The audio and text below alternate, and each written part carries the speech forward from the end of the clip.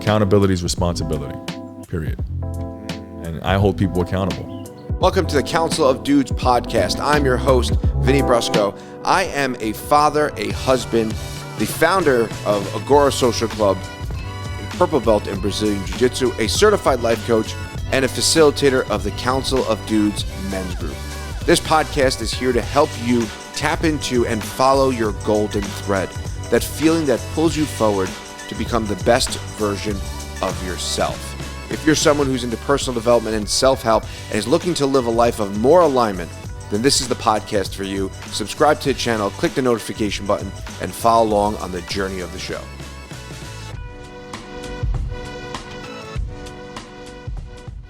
Hey guys, my name is Wilfred La Salle, and I am on the Council of Dudes podcast with Vinny Brusco. Check out the latest film, The Security Guard, now streaming on Fox Soul and Amazon Prime Video.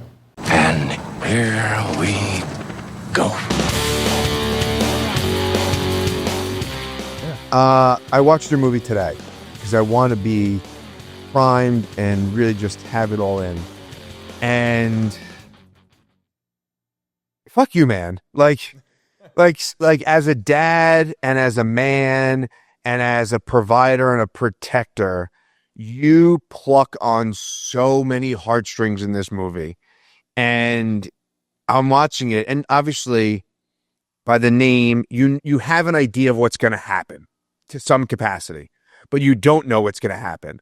And anything, I was avoiding watching it because anything with kids, I'm out. I'm done. I'm not watching anything. I don't know. I don't need to know how it pans out. If there's a child involved, I can't watch it. Having two kids, it's too much of a real emotional thing. But obviously in preparation for this, I was like, I'm going to watch this. And yeah, dude, you pluck on the heartstrings of so many layers of a man. Where did that come from? Where did that real finite feeling of being a dad and a provider and a husband and an ex-husband in this case, where did all that come from? A lot of the film was my life story.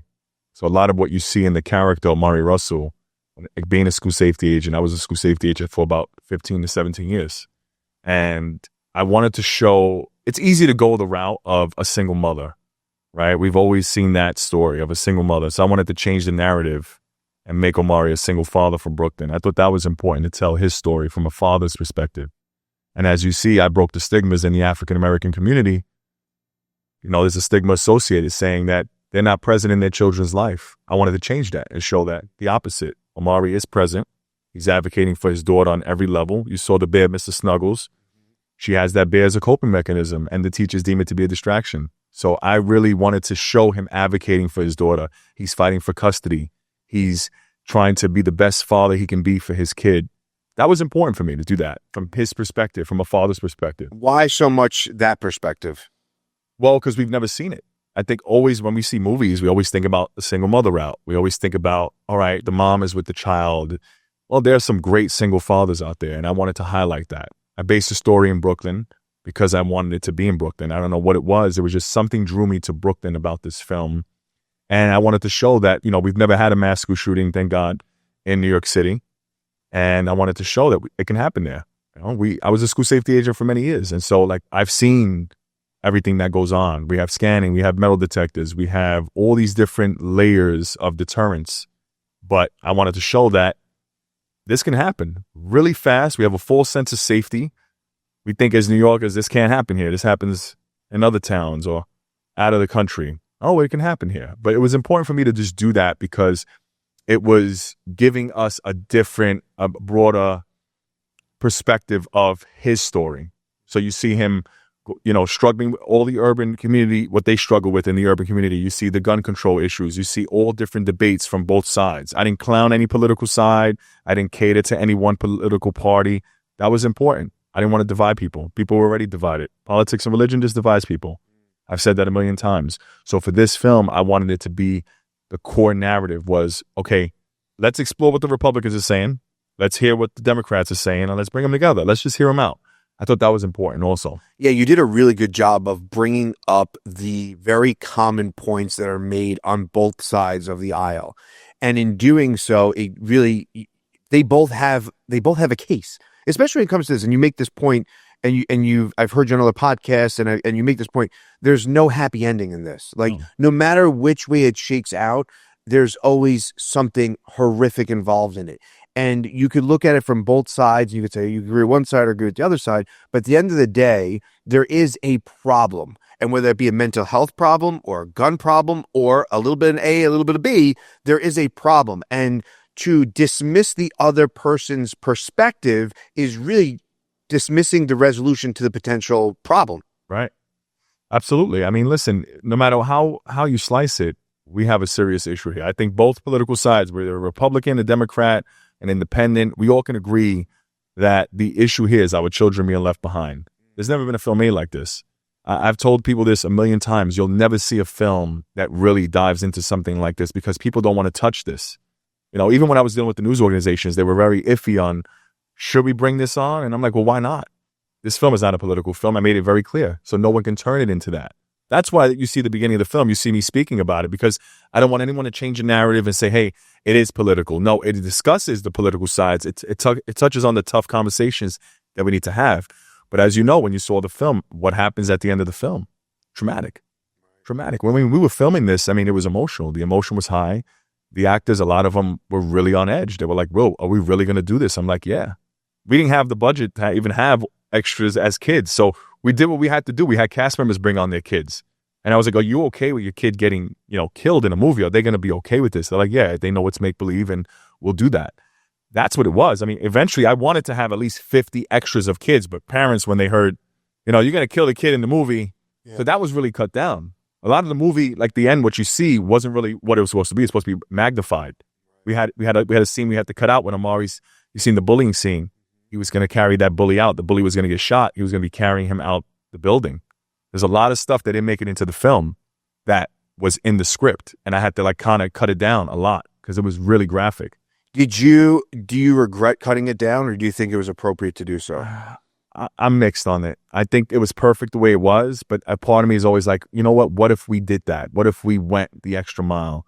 Would it have made an impact? Or maybe, but it also could be at a point where like it's a little bit too much. Like there's certain movies you watch, or like Garth Ennis in the comic book world, like some of his stuff with The Boys, right? Like some of that stuff is so over the top that there's a threshold there, and then all of a sudden it goes into like this is just being shocking for shocking's sake. Right? Yeah. I mean, yeah, absolutely. I think for me it was more of telling the story, but not trying to over dramatize it. Yeah. But can you even over dramatize something of that caliber? I don't think you can. You can't. But see, a lot of people they were conflicted. They're like, well, Will, they had all these questions, and I was like, shoot, what do you have? They're like, well, why did you make the shooter black? I said, because the shooter can be anybody. It doesn't matter the color of their skin. So they were insinuating that it should have been white, or I don't know what they were insinuating, but they were basically asking me, why did you make these choices? And I said, well, the reason I made Omari a single father from Brooklyn, I made him of color, was because to break that stigma that African-American fathers are not present in their child's life. On the contrary, he is. Why did you make the shooter black? Well, the shooter's black because a shooter can be anyone. He's also an athlete. There's no genetic makeup. He's not the stereotypical bullied white kid. Or Asian. Or right. Yeah, but there's no profile. People always have this profile. He's Caucasian, he's Asian. No, it can be anyone. It doesn't matter. A school shooter can be anyone. And they were like, well, why did he kill... Once he killed the kid, why did he go out? I said, once he committed to that was it. Well, you know what? There was the one line in the movie he says before he goes, don't let the devil out. Oh, yeah. That's one of my favorite scenes in the movie. And you just catch the metaphors in there? Yeah. A lot of metaphors. And he let it was literally he's in the car and he makes this decision to go and do this. Right. And once it was out, it was like a new person, like this new version of him took over his body. Right. And it was no longer about just the revenge. It was now just the devil was out in him. Right. And now it was what it was. Yeah. There's a lot of metaphors in the film. Like I was telling you, when you see Omari talking to Tariq, they're behind bars. When they're having that conversation when he says, don't let the devil in. Tony Peck actually caught that. And he was like, Will, that was great that you caught that. That I didn't catch. Yeah, they were behind bars. It's also signifying a lot of different things. You can look at that from so many different ways. You could look at it as the oppression of the black community. Sure. You could look at both guys on two ends of the spectrum. One guy's on the good side, one decision away from a totally different life. Yeah. It can go so many ways. And that was purposely done. So when you're writing that out in your mind, do you have this lens of how you want it to play? Like you mentioned Brooklyn, like I just came up as just Brooklyn, it's Brooklyn. What's stirring up inside of you that's calling you to do Brooklyn or to create that scene? Like, are you visualizing it? Like we're sitting in my imagination. Like this is something that did not exist, that appeared in my mind and played out over time. And now you're sitting in it. Is that how it is when you're making these movies? It's something that you have this broad concept and over time it starts to piece itself together, or what's calling you to create it that way? I'm obsessed and manic. That's what it is. I'm literally obsessed when it comes to making these films. I already have them here. Like I'm already 3 films in. I already know what I'm going to do for the next 3 years. I already see it. So when I see something, it's like, it's embedded in me. So when the actors are on set, I always have this slogan, the script is never the script. So sometimes I may write stuff. I'm like, you know what? Let's try this. So let's try that. So it's not really, it is embedded, but it's more like I give them a lot of freedom. But when I'm writing something, I already visualize the location, what it's going to be, what they're wearing. All of that comes together. And the cast is just like, just trust Will. Will's going to do what he does.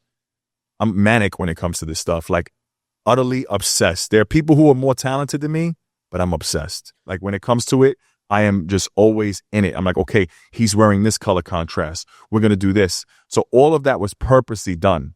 I was going to say, there's all of those things have a purpose. Wardrobe, location, tone, color grade, everything, music, I hear it, I feel it.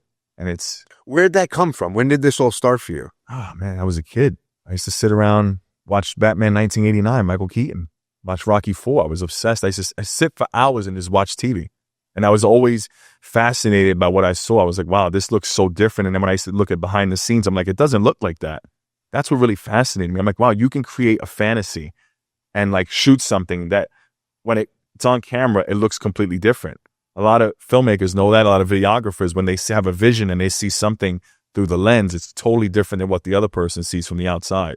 So it's always been in me. I've always saw myself as a kid being in these films. I just always felt like, all right, well, it's kind of silly for me to pursue that, right? Why did you think it was silly? Well, because you're told to get a pension, get benefits, get something to fall back on, do the whole 9-to-5 thing, get a safe job, that kind of thing. I was always told that, all right, well, just do this. And then when you completely go left or right, it's like, well, I don't want to do that. I've done that.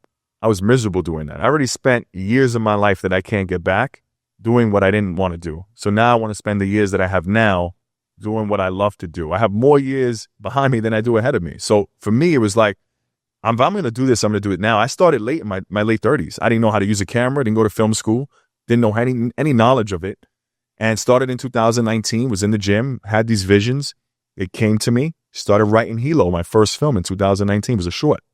And it just, every year I started writing a new film and just putting it out there, hiring different cinematographers, hiring people that knew more than me that I could learn from, asking them questions, picking their brain. What is aperture? What's this? Why'd you shoot that angle? Why'd you shoot that? I would drive them nuts. And because I wanted to learn. I was so eager to learn like how these guys do this stuff. And now I'm filming everything now. Now I've taken on every other job ever. I mean, I was directing, producing, now I'm shooting the movies. So when you were in the gym, what spoke to you? What was the feeling? So I could attribute a lot of this, my current journey, into what I call following the golden thread, right? Which is this feeling that pulls you that you really can't put words to, right? It's this thing that is just, it's just a feeling, but it pulls you in this way that when you're on it, when you're on that path, you want to call it the breadcrumb trail, you want to call it the yellow brick road, whatever you want to call it, when you're on it, you know it. You're in that flow state, right? You're in a different realm of consciousness, and there's nothing that even compares to it. So what was going on in the gym with that? You just had this wave and this epiphany of movies or a movie. It came to me. I was working out, and all of a sudden I started seeing these visions of like a guy with a red jacket and all these different things, and the camera spinning, and it all was Hilo. It was literally exactly what I saw. I put into that film, went home, wrote the script, didn't even finish my workout, started writing the script. Had no idea how to write a script. I just grabbed loose leaf paper, started writing. Didn't know what I was writing. I was like, all right, let me write. Went to Zara the next day, Zara in Cross County, saw this red leather jacket. My wife was like, there's no way you're wearing that jacket. I wouldn't be caught dead with you with that jacket. I said, if they have my size, I'm wearing it, I'm buying it. I started getting ready to be caught dead. It was weird. I had this bond with it. I saw it. I was like, this is speaking to me. It was weird. Weirdest thing. I can't even explain it. But I was like, I'm buying it. She was like, I would never buy it and wear a red leather jacket. But I was like, this is what's going to be. I have a feeling this is going to be something bigger. This is going to, I don't know what it is. But I grabbed it and I was like, this is going to be used for the Hilo film. And it was just that. It was just, I just started piecing together slowly but surely. Like, and my wife was like, what the fuck is up with this guy? Now, mind you, I had no camera equipment, nothing. Hired a production company. We went out to Shelter, Connecticut. We filmed the entire Hilo, the first Hilo, in one day. For 16 to 17 hours, we were on set filming that whole, from morning to night.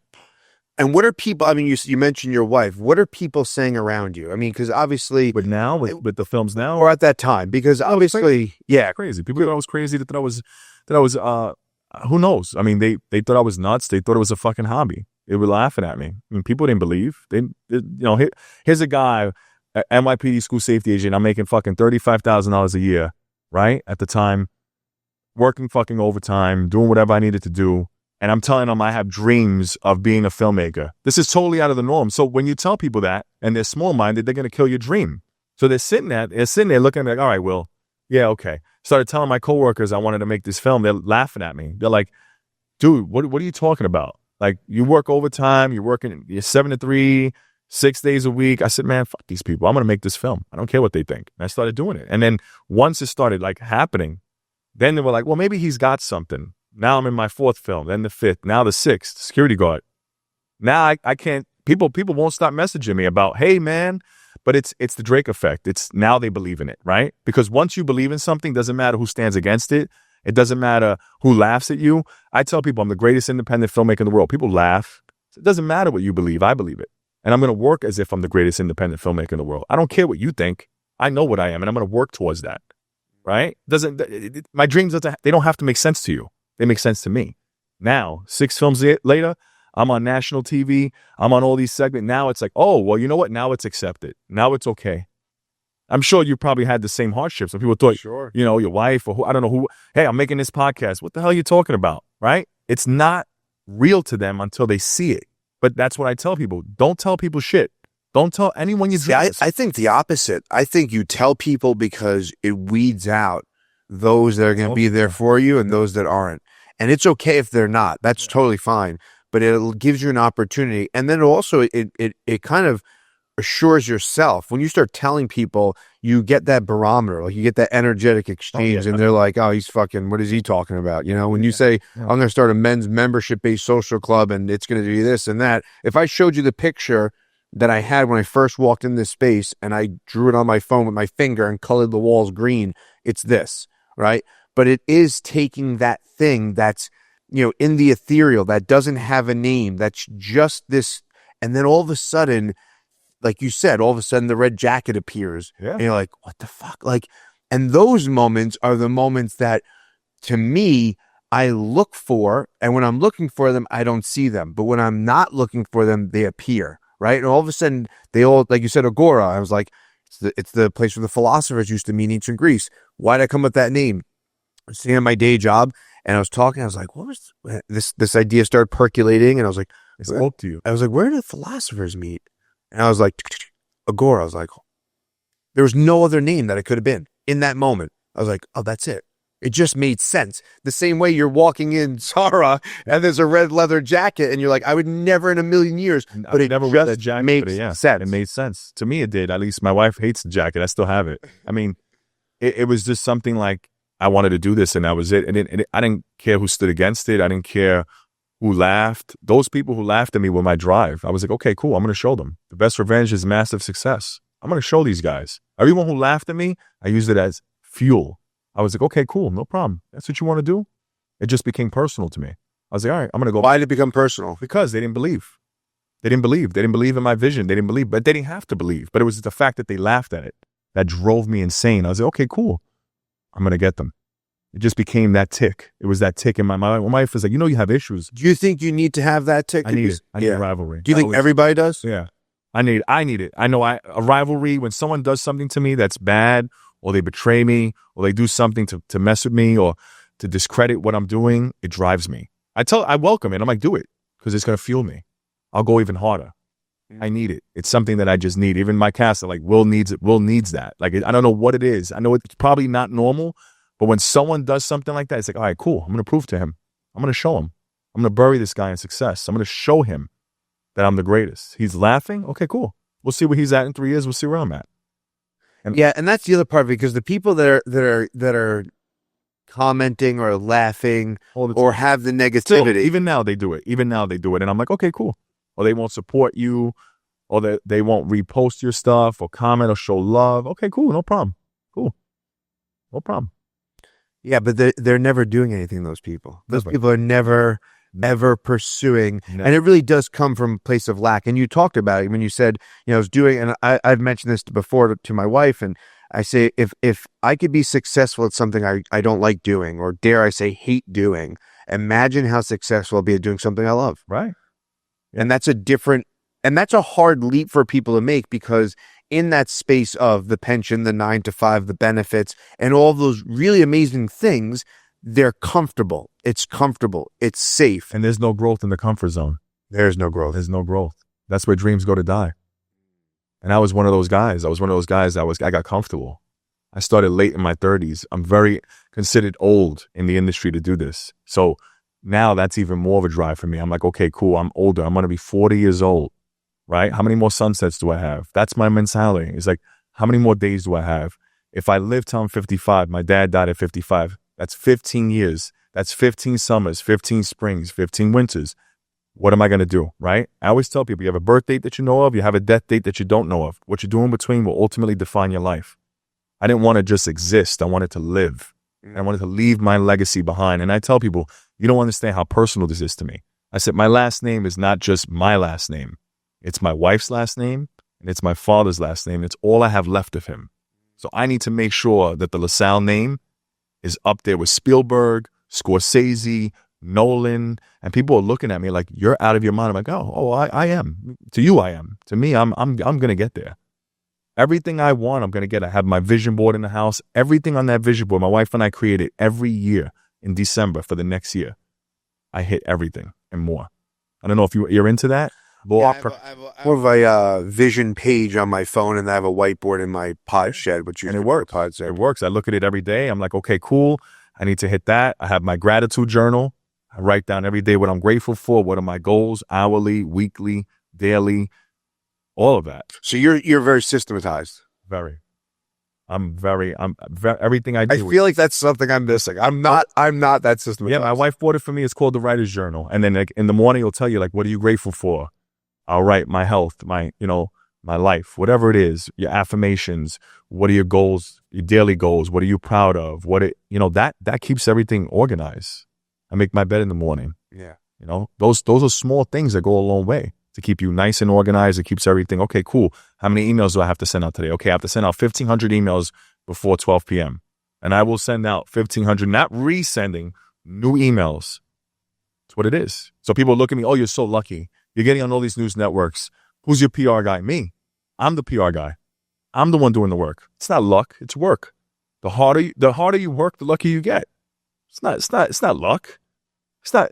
No one came in there and pulled me in and said, "Hey, Will La Salle, we want to give you an opportunity." I kicked down the door and I created the opportunities. I created Salle Productions so that I can give all of the actors and actresses who are doing background work, who are never going to be seen, a platform where they can be seen, they can be heard, but they can do what they love, which is to act. Who's doing that? No one. No budget, no resources. When you don't have resources, you tend to be resourceful. I'm giving them these opportunities they would never have. They're doing background work, getting paid, whatever they're getting paid. I'm getting them on Prime, Tubi. We're working with other networks. I can't even announce it because it's supposed to be happening. We got on Fox Soul. That's huge. Never before been done on an independent film level with no budget. Talking about a guy from the Bronx who grew up in the projects with nothing.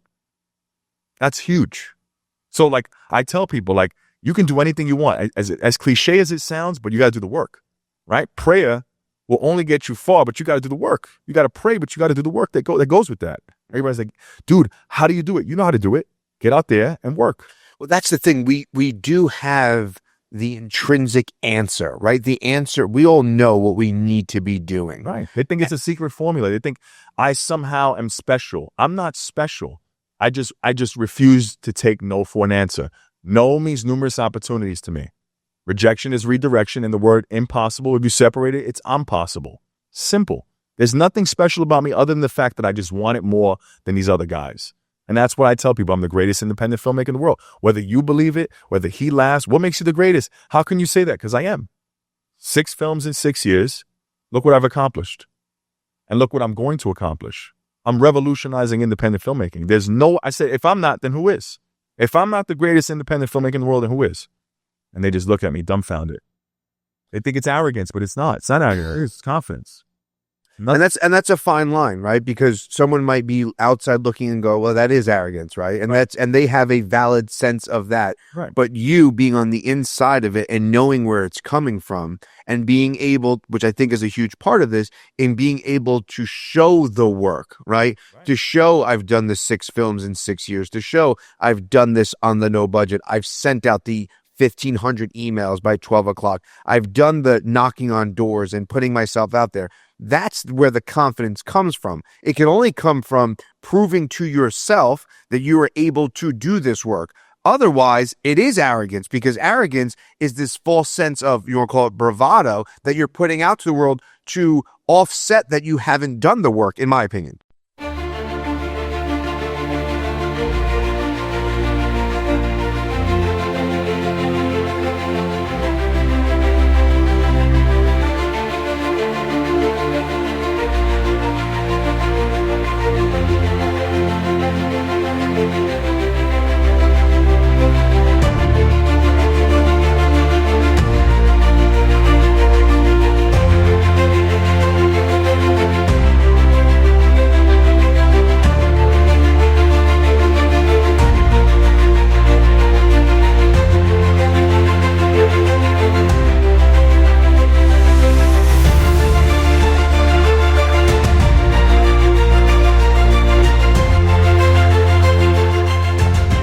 Right.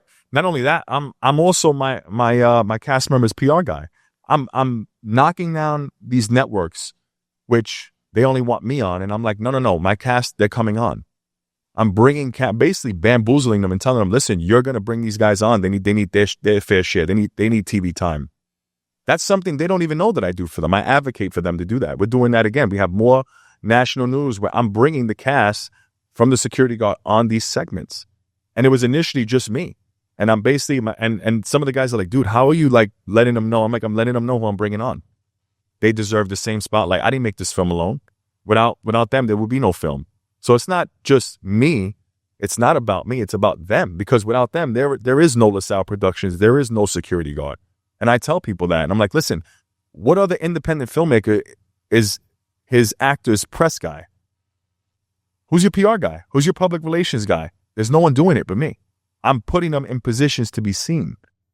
There's no one doing that. No one will ever do that. You'll never see it, ever. Before we started filming, we were talking about the importance of having people around you who are not necessarily supportive, but that aren't energetic vampires, right? Because it is a very temperamental thing to be in that energetic space and have someone consume from you and not give back. And it becomes a reciprocal thing. And I had a young lady on who is Hodgkin's lymphoma cancer. She wrote a book, children's book, and she's a mother. And Stefania. And I asked her, I said, when those thoughts started coming into your mind of like, you know, what happens if you die, all these things, what was your reaction? She goes, they couldn't.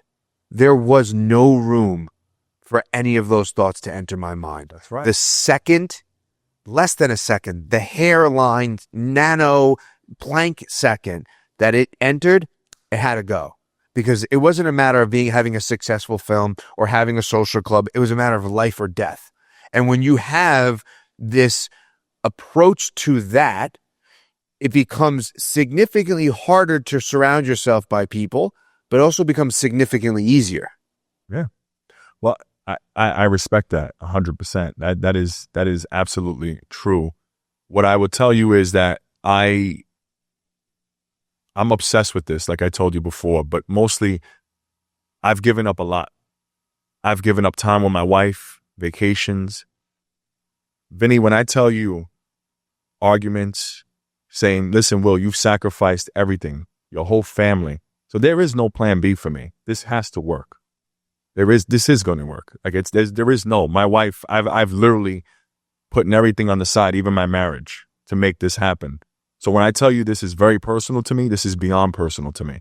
This is not just making films. This is about creating the revolution and doing what I said I was going to do. I'm a man of my word. Anybody who knows me will tell you, Will La Salle, anything he says he's going to do, I do it twice. It's done yesterday. There has to be a sense of urgency.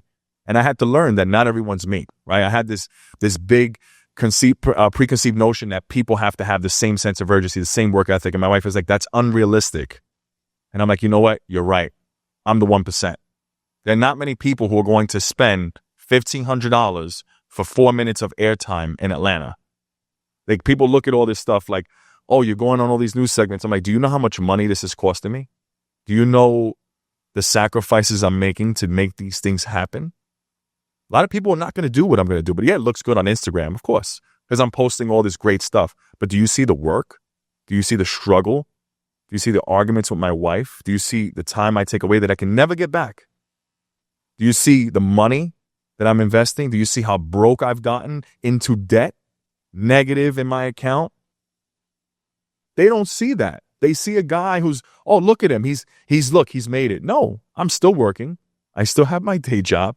I'm still an ordinary man doing extraordinary things. There's nothing special about me other than the fact that I am just obsessed. That is all this is. It's one man with the mission to create a revolution. That's what is the revolution? A revolution is letting the world know that I am revolutionizing independent filmmaking. I am a guy from the Bronx who came from absolutely nothing, grew up in the projects, mother on public assistance, father on heroin, okay? I came in, I didn't let my circumstances demean what I wanted to do. I didn't use it as a pity committee party. It was, okay, I'm going to make these films. I don't need anyone's permission. I'm going to show the world what a kid from the Bronx can do under these circumstances and do it, and pave the way for other indie filmmakers, creatives, whatever it is, to show them it's possible with hard work. You can do it. You don't need connections. You don't need to know the right people. If you work hard, you'll have it, but you have to be manic about it. That is the revolution. It is 10 films in 10 years, creating that, working for Lionsgate, and being able to produce the biggest films in Hollywood. That is what La Salle is going to do.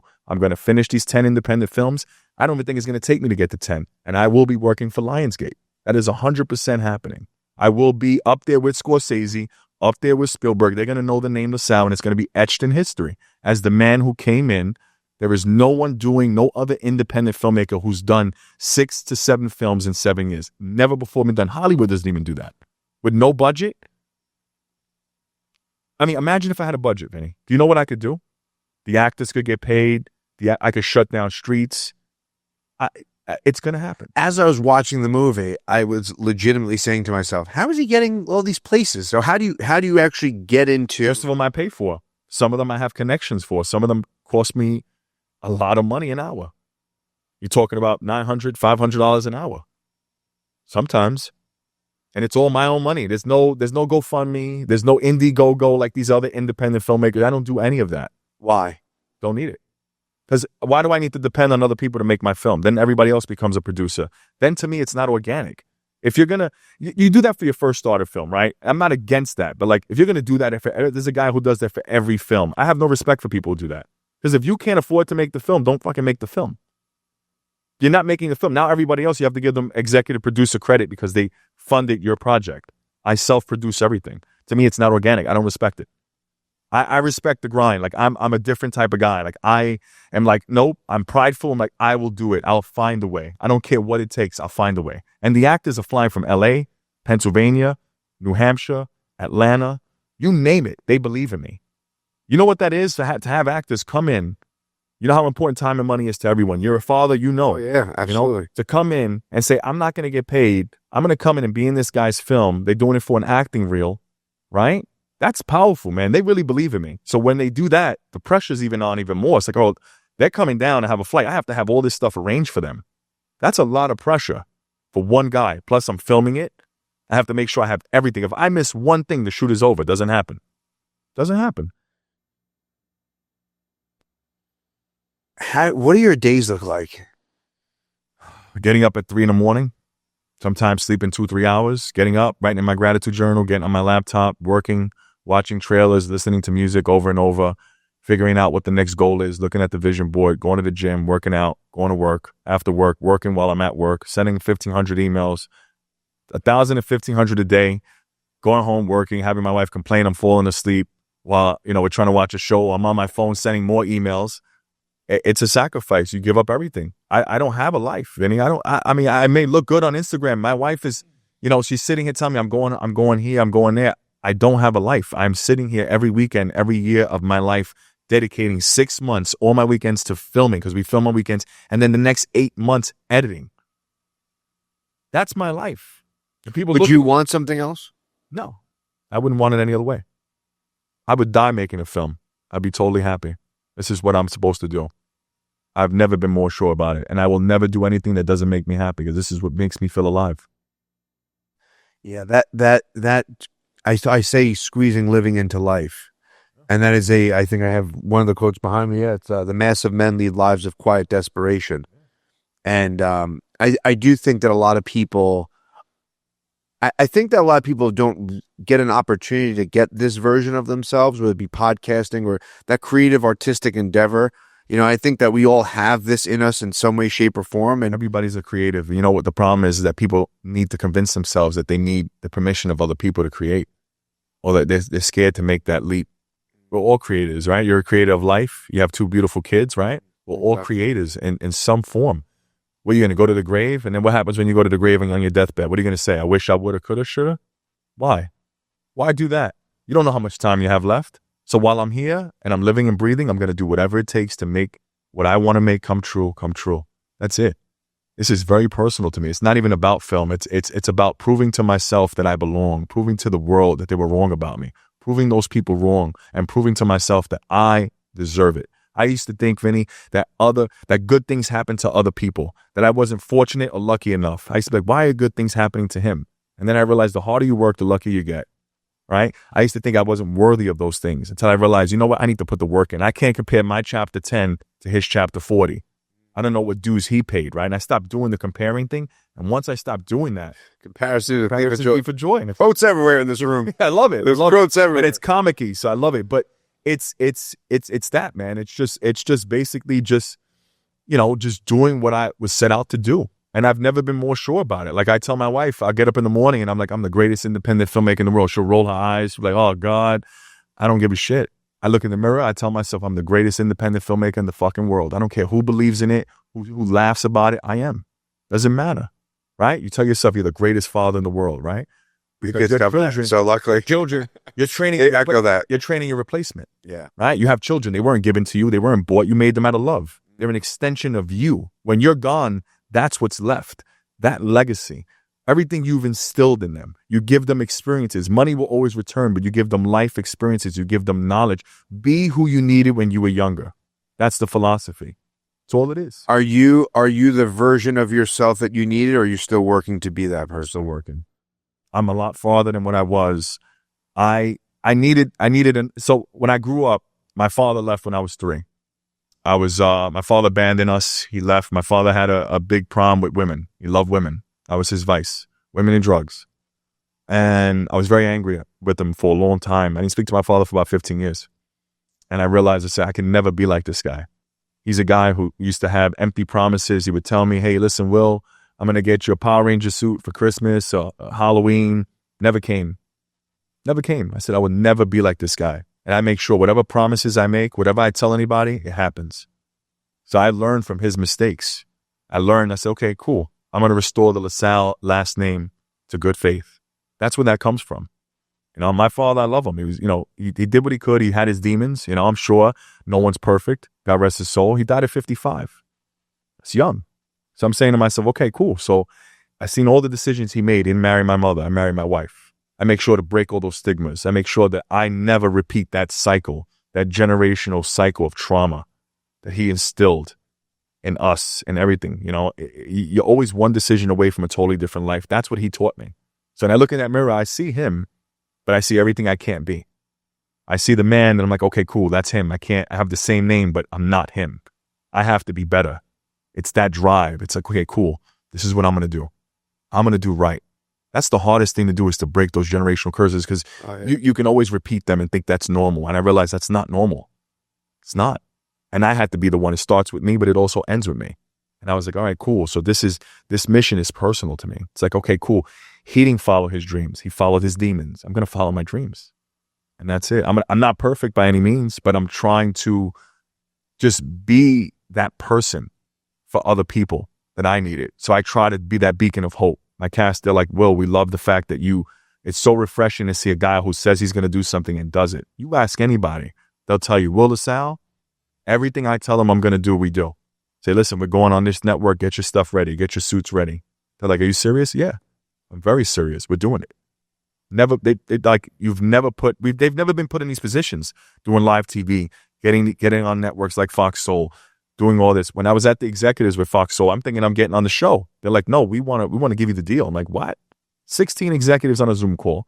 And I'm sitting here dressed like I'm ready to do a Zoom because they're in Houston. They're like, no, we want the film. I'm like, you didn't even see the film. They're like, no, we want the film. We want to offer you the deal. Signed the deal, had the attorneys write it up. Couldn't believe it. What's that moment like? Oh man, it was the best feeling in my life, man. I couldn't believe it. Because I'm so used to getting on Amazon Prime and all the other networks. It's huge. Which is huge. I mean, but it's been done before. So I'm trying to do what's never been done before. Like getting on Amazon Prime, like it was funny. Like it's easy. It's not hard. It's not hard to do. It's really not. Really? It's not. To me, like from the numbers perspective, filmmaker's perspective, it's kind of basic. I think any filmmaker should know how to do that. It's like putting your podcast on Apple Music. Oh, really? I guess. I mean, I've seen all the podcast guys do that, so I'm like, I assume that's like standard. Yeah, that's standard. That's standard operation. That's what I feel like. Amazon, Tubi is like standard. Tubi gets a bad rap for like bad movies. So I was like, that's not really something that, what to me is like Hulu, Netflix, Fox Soul, BET. Those are the networks that these independent filmmakers are not on. And Fox Soul does not take independent films. I think they only have like 10 or 12. They always take talk shows, right? And I'm thinking, you want my film? They're like, we want your film. And I'm like, you didn't see the film. They're like, well, we want to give you the deal. Gave me the paperwork. Took about 4 months. We had to go through logistics. I told my wife, I got off the call. I couldn't believe it. I said, you won't believe this shit. I said, I just signed the deal. She goes, what? I said, I signed the deal with Fox Soul. She goes, get the fuck out of here. I said, yeah. Like, my wife never really was behind any of this. To my wife didn't believe in none of this stuff. She probably still doesn't believe in this. Like, to her, this is a hobby. She feels like there's so many films that like in the past that are just gone and left behind. So that's another thing. That's another drive for me. When your wife doesn't believe in what you're doing, that's huge, man. It's like my Rocky moment when Adrian tells Rocky in Rocky 4, she tells him, you can't win. You can't win. He says, Adrian, my favorite lines. My favorite line. He says, Adrian, you see how strong. She goes, you see how strong he is. What? Even if you win, what have you done? Apollo's gone. He said, I'm a fighter, Adrian. That's what you married. I'm a filmmaker. That's what you married. It's what I am. You know, and that's my moment. That's powerful, man. When your wife doesn't believe in what you're doing, it's like, okay, cool. Now I really got to prove the world wrong. I got to prove that she's wrong. That's hard. It's a hard thing to do. And I tell people, like, I love my wife, but, you know, even now she's like, okay, cool. You did that. What's next? She challenges me. She keeps it up. She's always very honest. She holds me accountable. She's like, all right, cool. What are you going to do next? And I'm like, okay, cool. All right.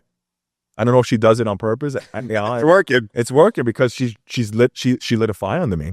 You know, when you know, I don't have to tell you, you know, when your wife is sitting here telling you like, okay, cool, you did that, but like, what are you going to do? Like, okay, is there any money coming in from this? I'm like, well, no. She's like, well, then why are you doing it? I'm like, well, it's not about money for me. It's never been about money. It's about passion. She goes, well, passion doesn't pay the bills. I'm like, you're right. But I say this to say this. Women will never understand your drive, right? I mean, I don't say that in a different way, but like, she'll never understand it. No matter how much I explain to my wife, like what this is, I have to show her. It's just what it is. Like, she needs to see it.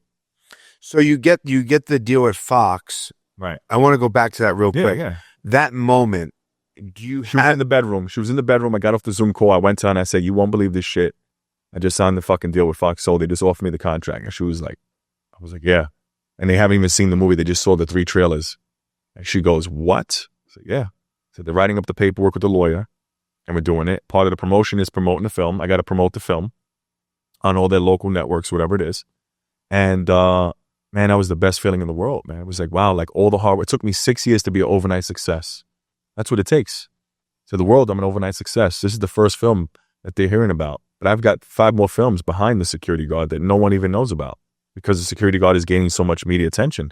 So it's like, it took me 6 years to get to this point.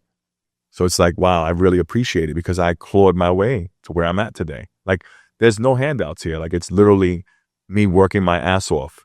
You know, the cast working their ass off, believing in a guy, not getting paid, taking time away. When you have a cast that does that, you have a duty and an obligation to make these films as great as possible. They trust, they believe in you. That's big. That's enough pressure on my shoulders. Then my wife not believing, and then everything else, it's like, shit, I got to keep the lights on. How the fuck am I going to fund this film? Dude, there were times I didn't even have the money to make the film. I was like, all right, well, I'm just going to work this little bit of overtime, figure out if I could pay the cinematographer for 1 day, sign a 15-day or 18-day contract with the guy. He doesn't know I don't have the money. All right, I'll pay as I go. He's not going to know it. But you find a way or you find an excuse. And that's what this was. It was like, all right, my back is up against the wall and everyone's already invested in me. Then I'll make it happen. And that's what it was. It was like forcing myself to be uncomfortable. You know what I'm saying? Yeah, of course. Yeah. I mean, for some, I don't want to say strange reason because you're doing the work and I want to recognize the work that's being done.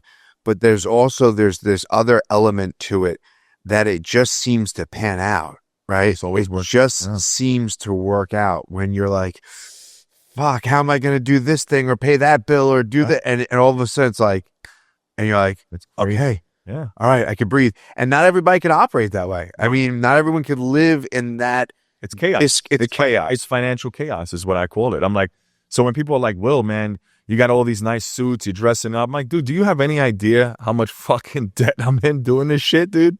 Do you have any idea? But I'm honest. I'm transparent. I'm not going to sit here and portray an image that I'm not. I'm not famous. I'm not a celebrity. I'm just Will La Salle. I'm just a guy who's fucking obsessed with filmmaking and wants to show the world that he belongs, that he is the greatest. It doesn't, the greatest independent filmmaker doesn't have to come from LA. The greatest independent filmmaker doesn't have to come from Santa Monica. It's right here from the Bronx, you know? And that's what I tell people, like, dude, what do you want to do? What are you passionate about? What do you like doing? Go after it. Because 2 things are going to happen. 2 guarantees you can almost guarantee in life: death and taxes. What are you going to do about it? Are you going to act on it? Are you going to be the guy that goes, yeah, man, I used to? No, you want to be the guy that says, hey, man, I did it. This is how I did it. Right? You're a father, right? So you know when you have to handle stuff, it's like they look up to you for guidance, for strength. Dad has to figure it out, even when dad doesn't have to have it figured out. If I had to tell you about, I probably can't even retell the story because I'll start crying. I had my kids and I, thank God it wasn't our family, but we had, just last week, had a very, I hate the word trauma, but it was a very traumatic experience involving a dad and his daughter. And the experience, dare I say, leaped into action. Wow. And not that anything amazing happened from it, but my instinct was take care of my kids first and then help this man. And my kids afterwards, my daughter, I was crying with her and she's like, Dad, you did everything that you had to do. And we got a letter home because we advised the school therapist what happened. And my wife got an email back just saying, tell your husband that how proud his kids are. And in that, I mean, I got tears in my eyes just saying it, but in that you realize you're absolutely right. It's like a superhero. It's the hero. And it didn't dawn on me, and even that letter didn't. And then I was talking to a friend of mine. I was like, dude, like, do you realize what you did? He's like, most men would have taken their kids and went across the street back to their car. And I was like, I don't look at it that way. I don't even remember, like, I remember doing it, but it was instinct. Yeah. Instinct. And I don't know where I was going with that, but the point of it is, no. You're right in the sense that you just do, like, you just make it happen, man. Just make it happen. And when it comes to your kids, I guess that's the point of it. Yeah. On a scale that you can't even imagine, there's no other fucking option. When something happens, you figure it out. Yeah, it's what Kobe Bryant said. I remember him saying that if there's a fire in the house and you have your kids in the house, right? And let's say you have a torn ligament in your foot, you're on crutches. Their lives become greater than the injury. That injury is secondary. You're going to save those kids. from that burning house. I use the analogy. I never heard him say that. Yeah. Which is great because if I have like my herniated disc or whatever, and like the thought of it is, or if I get a little tweak at jujitsu or working out a little on my back, like right now it's a little, I go, if they start banging at the castle doors, you're grabbing your battle axe. Like, That's it. Yeah. it's fucking, that's it. All of a sudden you start here, boom, boom, boom, and it's time to go to war. You're not going to stop and go, oh, my fucking foot hurts. Right. Doesn't matter. Right. That shit's out the window. Right. Because their lives are primary. That injury is secondary. Nothing. It doesn't even, you don't even feel it. The adrenaline that just, when that happened, I seized up my back a couple of days before. When that happened, it didn't feel it. Yeah, it wasn't even a thought. It wasn't even a feeling. Yeah. It was wild. Yeah. I can't even imagine, like, as a parent, like, what your biggest fear could possibly be. I don't know. I mean, I experienced it. Long story short, I was going to pay a ticket, and this dad came in with his daughter, draped over his shoulder, and said, my daughter's not breathing. And she was blue. And we rushed her over to the firehouse over here, and they started giving her CPR. And I put my kids back in the car. I was across the street, and I saw them put her into the ambulance. I don't know what happened. wow. And in that moment, I mean, it was her face will forever be engraved in my soul. And that is the worst fear as a parent. And not to make this a whole therapy session, but I went home and I was just completely rocked. I mean, I called my wife. Probably drained, right? No, I was actually like juiced up. I was talking to a buddy of mine who's a therapist. He's like, you're still in like fight or flight mode. You need to regulate your nervous system. Cause like the day after I was still like on edge. I couldn't shake the adrenaline.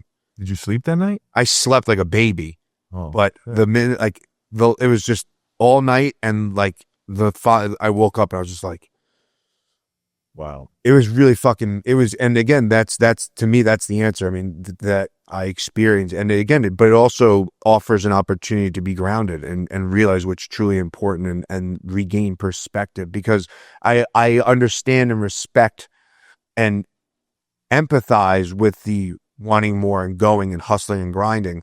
But then there also is this part of me, maybe it's the parental part of me that says like, none of it really matters. It doesn't. In the end, it doesn't matter. When you have your family's everything. I always tell people there's 3 things I don't mess with in life. I don't mess with a man's job, I don't mess with his wife, and I don't mess with his kids. Easiest way to lose your life. You don't mess with any man, and any of those 3, you're asking for problems. So that's law for me. So I commend you, man. Thank you. Yeah. Welcome to Agora Social Club, the Westchester's hub for guys to gather, connect, and unwind. In the last 6 years, I've been facilitating a men's group called the Council of Dudes. And within that 6 years, I've realized that guys need a place where they can get together, connect, and build community. A place that's not the gym, that's not jujitsu, that's not the bar, but a place where guys can come with no ego and grow and develop together. So here we have our chess table. We're gonna be having monthly chess lessons and our take a book, leave a book library. Some of these I've read, some of these I haven't. Quantum physics to personal development to fiction. We also have our record player area.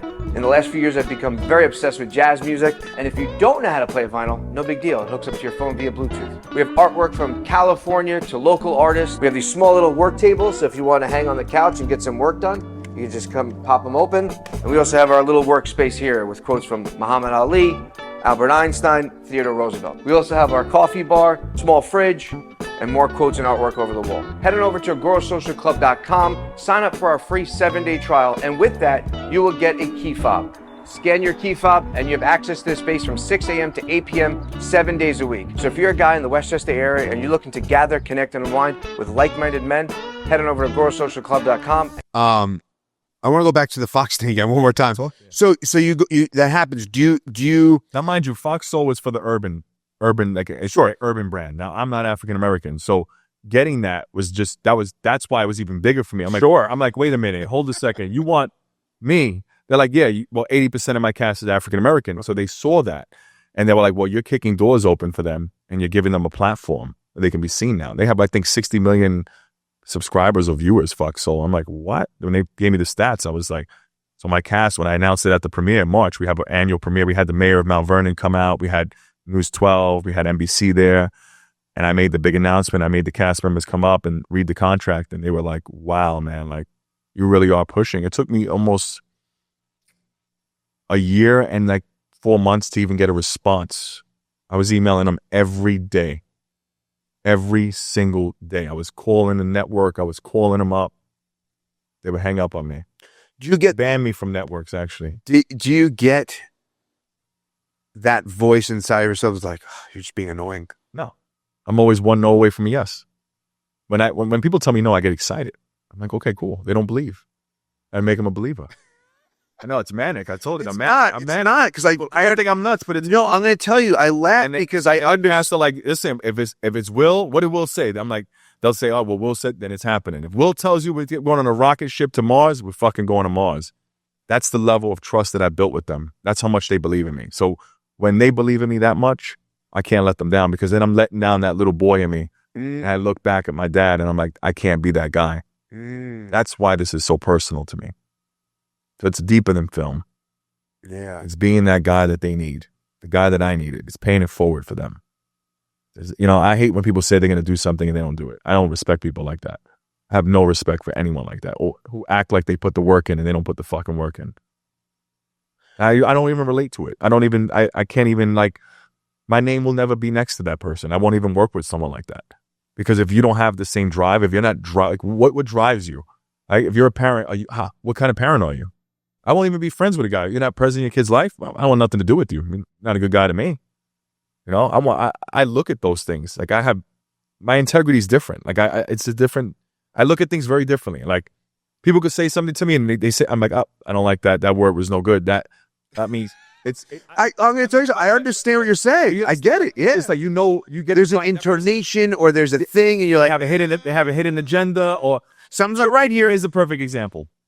People will come up to me or they'll DM me and go, hey, let me know when you have a role in your film. I love to play a supervillain, or hey, I love to be this. You don't want to be an actor. You're not an actor. You're not going to be on set for 16 hours doing the same fucking take, different angles with one camera. I don't have a 3-camera setup. That's what this takes. You know, so when they say that to me, I'm like, you don't want to do this. That's the wrong approach. A real actor would never say that. An actor who knows the business would never just be, hey man, if you need this, you're not doing it. You know, so like those things like that, like coming up to me and saying, hey man, I asked to be the detective. Yo, no, it's different. It's different. But that's different. I'm joking. I know you would do it. You know, like joking. Like Ted, you have to sign a contract. Yeah, like I take this stuff very serious. Like this is not a hobby for me. My day job's my hobby. Filmmaking's my life. So how do you? Because you said like there's no plan B, but you do have a plan B. Yeah, I have my day job, but it allows me to have a lot of flexibility. Like I have a lot of downtime. Like I'm able to like email and I'm able to double dip.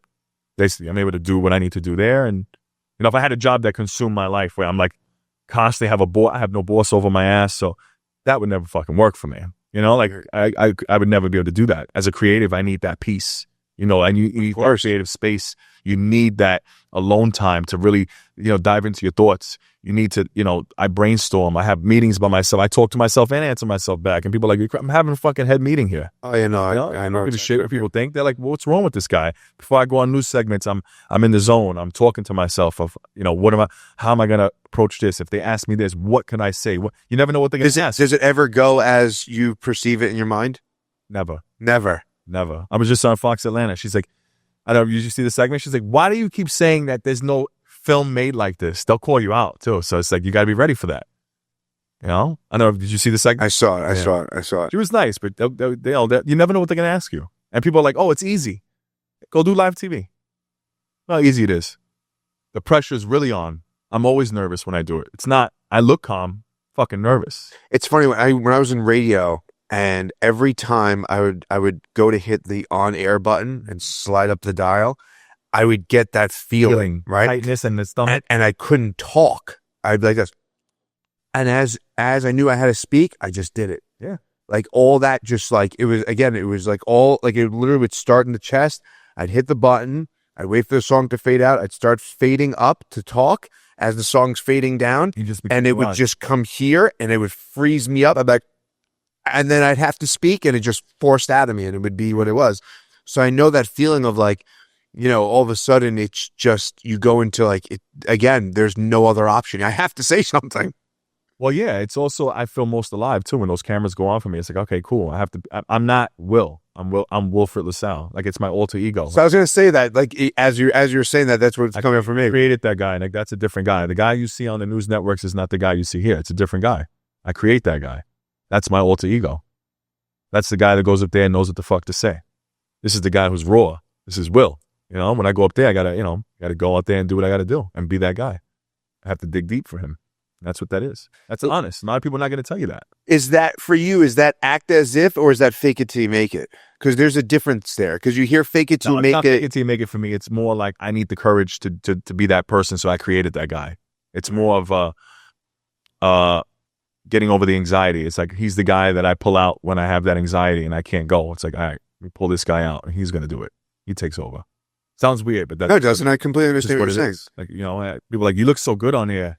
My mother-in-law's like, Fred. She calls me Fred because she's like, I have two first names, Will and Fred. It's like, Fred, you're such a great speaker. But she doesn't know what I dive into to do that. Like, I have to dive in deep. I'm like literally rehearsing whatever I need to rehearse. I never know what they're going to ask, but I'm like, okay, cool. If they ask me this, I have 24 talking points in a 4-minute segment. It can only ask me 2 or 3 questions, but I still never know what I'm going to say because they may throw you a monkey wrench. But I'm like, okay, it never goes as planned. I'm just like, okay, what could I say? Because you don't want to go on live team like, you don't want that. Do you have on ramps to your points? What do you mean? Like, so if they give you a certain point you want to make and they ask you this question, do you have... I do what I want. I tell them whatever the fuck I want to tell them. Yeah. Like if they ask me how's the weather, I take them. They say, Will, the basketball hoop is on the right. I go left. I dribble left. I go to the center. I throw a little jump shot. Then I go right and answer their fucking question. That's what I do. Right. You watch my segments. Do you feel more comfortable ad-libbing? I ad-lib everything. I mean, everything you see there, it's not rehearsed. It's me off my brain. See, I'm way better at this type of ad-libbing. It's different. So this podcasting, very different than live TV. Yeah. Like, I can't curse. I can't do what I'm like. This is more me fluid. Sure. There, it's like, okay, we're going to ask you something. And you have to make sure that it makes sense. And you have to make sure that you're articulate. And you're not doing the you know, it's easy. People think it's hard. It's easy. It's not. Well, it's the same thing as podcasting, because there's a lot of podcasters that have questions. Right. And you go in and it's like, okay, I'm going to ask you this question and that question. And we're going to go down the list. I have nothing written down. Yeah. All I have is live TV for you. They'll tell you, hey, we're going to talk about this. Here's some talking points. They never, ever go to the talking points. Well, that's people, what they do. And a lot of people who I do a podcast with, they'll say like, hey, do you have any questions like you want to throw my way first? And I'm like, I mean, I can, but to me, I think what I find the magic in is the unfolding of the unknown of the conversation. To me, that's the beauty of it. Of podcasting. Yeah. Yeah, I love that. Like, it doesn't have to be this perfectly groomed, refined, I ask you this question, okay. It's more relaxed for me. It's just us having a conversation, and the unfolding of it is what I find to be the most magical thing about it. It's like this constant unfolding of where it's going to go, what are we going to talk about? It's connecting. It's like therapy. It's therapy for guys. You know, we need these kind of talks. We need to be able to express ourselves and talk about things that are hard in life. Because I feel like there's a stigma with that with men, that we can't talk about things that would be vulnerable. Listen, I'm very honest. I'm an open book. If you ever want to know anything about me, just ask me. I'll tell you. Yeah. You know, I don't shy away from things. I think that's part of being courageous. You know, listen, doing something when you're scared is still an act of bravery. You know, that's how I look at it, right? So, like, for me, it's like, all right, cool. What do you want to know? You know, people are like, I didn't know that. I didn't know your dad was a heroin addict. I'm like, yeah, he was. He's a cop, too. What do you want me to tell you? He had his demons. You know, it's honest. What am I going to sit here and lie and perpetuate a lifestyle that I don't live? I'm not rich. I'm not a celebrity. I'm Will. I'm Will La Salle. That's it. You know, I had a guy ask me, he goes, Will, how did you feel, man? You're on Eyewitness News. You're on ABC. You're on Pix. I said, good. I said, but let me just tell you something. I said, I got in my Uber. I switched my shift to a 3 to 11. I went home, showered, and went to work. Nothing fucking changed, other than the fact that, I got some airtime and maybe a new link. But nothing changed. The world just got an introductory to who I am and what I do. They just got put on notice. I didn't get $1 million. I'm not riding off in a mansion. He goes, I've never heard anyone say that. He goes, that's really humble of you. I said, it's honest. I don't know if it's humble, but it's honest. I'm very honest. Do you allow yourself to feel the good in the moment? No. It's a hard thing for me. It's funny because I always felt like I could do more. Everyone's like, bro, I had a guy tell me, he goes, you realize you made it. I'm like, no, I didn't make it. Dude, I said, I'm still working on security. He's like, bro, you made it. I'm like, I don't see that. He goes, you're on Fox Soul. You have 6 films in 6 years. You're traveling the world. You're speaking to people. You're influencing people. You have 70-something actors that are behind you, who believe in you, who work with you, and literally love you. I'm like, I hope so. I hope you only hope they appreciate it. You hope that they really understand that what you're trying to do for them. You hope it all makes sense. You throw everything at the wall, you see what sticks and what doesn't, and you move on. I'm still learning. I don't have everything figured out. People think I do, but I don't have everything figured out. I may appear like I do, but Vinny, I don't have anything figured out. All I know is I love filmmaking, and I take it one day at a time, and my cast believes in me, and I have to make sure that they're not disappointed and that they love doing this, because that's what I want. I want them to love this stuff because I love it. And I mean, it's an art. It's not, I always tell people, you're working with me, not for me. We work together. Like, I can't make these films alone. I need the actors. The actors are the ones that bring these characters to life. They're the reason that I'm successful, because they're successful. You understand? So, like, yeah, of course. It's not just one man saying, hey, I'm the revolution. No, we are the revolution. My cast is everything to me. I love my cast. They mean the world to me. And I want them to know that. A lot of them may not like what I do. I mean, he's crazy. And the other cast members will say, well, he gets shit done. What other director does this shit? One-man show, fucking doing everything, getting us this, getting us on networks. All right, when the time comes that you have to relinquish some of that control, which I'm doing now, how hard is that to do? Because I know from this, I used to do the editing. I used to do this. I used to do the video setup. I used to do if you watch the episodes in my pod shed at my house, I'm literally switching the cameras live as I'm doing the podcast, because I wasn't able to edit it in post. So I'd hit camera 1, camera 2, camera 3. So it was like driving and having a conversation. So we're talking, and I'm on my camera. You start talking, I go to your camera. I know when to go to camera. In my mind, I see it all. And I don't have to look down. I just know where the buttons are, and we're just going. And it was exhausting. And then I'd be up till 2:30 in the morning editing, 3 o'clock in the morning editing, putting it up. So eventually I got to a point where I was like, this is taking away all the fun out of this. And I'm not saying how else to be fun. I get that. But I'm not enjoying this anymore. I need to relinquish some of this control. And then I brought on people to do the things that they could do, frankly, better than me. And I quite frankly don't want to do anymore. Where are you in that journey? So now I'm learning to relinquish, because I'm a control freak. Mm-hmm. And I truly believe that I'm going to do it the right way. No one's going to do it with the love that I do it with, right? Sure, I get that. I'm sure yeah. you know that. Yeah, of course. But I'm learning to delegate. I'm learning that I can't do it all. I really can't. I'm spreading myself so far thin that it is taking a toll on me. And I'm starting to delegate. I have Michael D. Simone, who's a great guy. He came on. He's helping me out. Kyle Bland was my unit manager. He's also a cast member. Rob D'Angelo. These guys are all coming in and really stepping up because they see what I'm doing. So they're helping a lot, especially with the new film coming out. So it's hard, man. It's hard because you have to have a certain level of trust. Yeah. You're going to do it the right way. Mm-hmm. And I always say, like, no one's going to do it like Will La Salle. But you have to trust your cast. I think that I'm learning that as I go, that I can't do everything. But, I mean, yeah, I mean, it's something I'm still working on, if I'm being honest. I still have to work on that. Because my wife is like, well, look how, she sees me exhausted, depleted after a 16-hour day. And I don't edit myself. I mean, I do some of the editing, but the film is edited by someone else. And yeah, I mean, I am taking on a lot, but yeah, it does become a lot. It does. And I mean, I didn't know you were even doing that. I didn't even know that was possible to do the switch the cameras. It's pretty.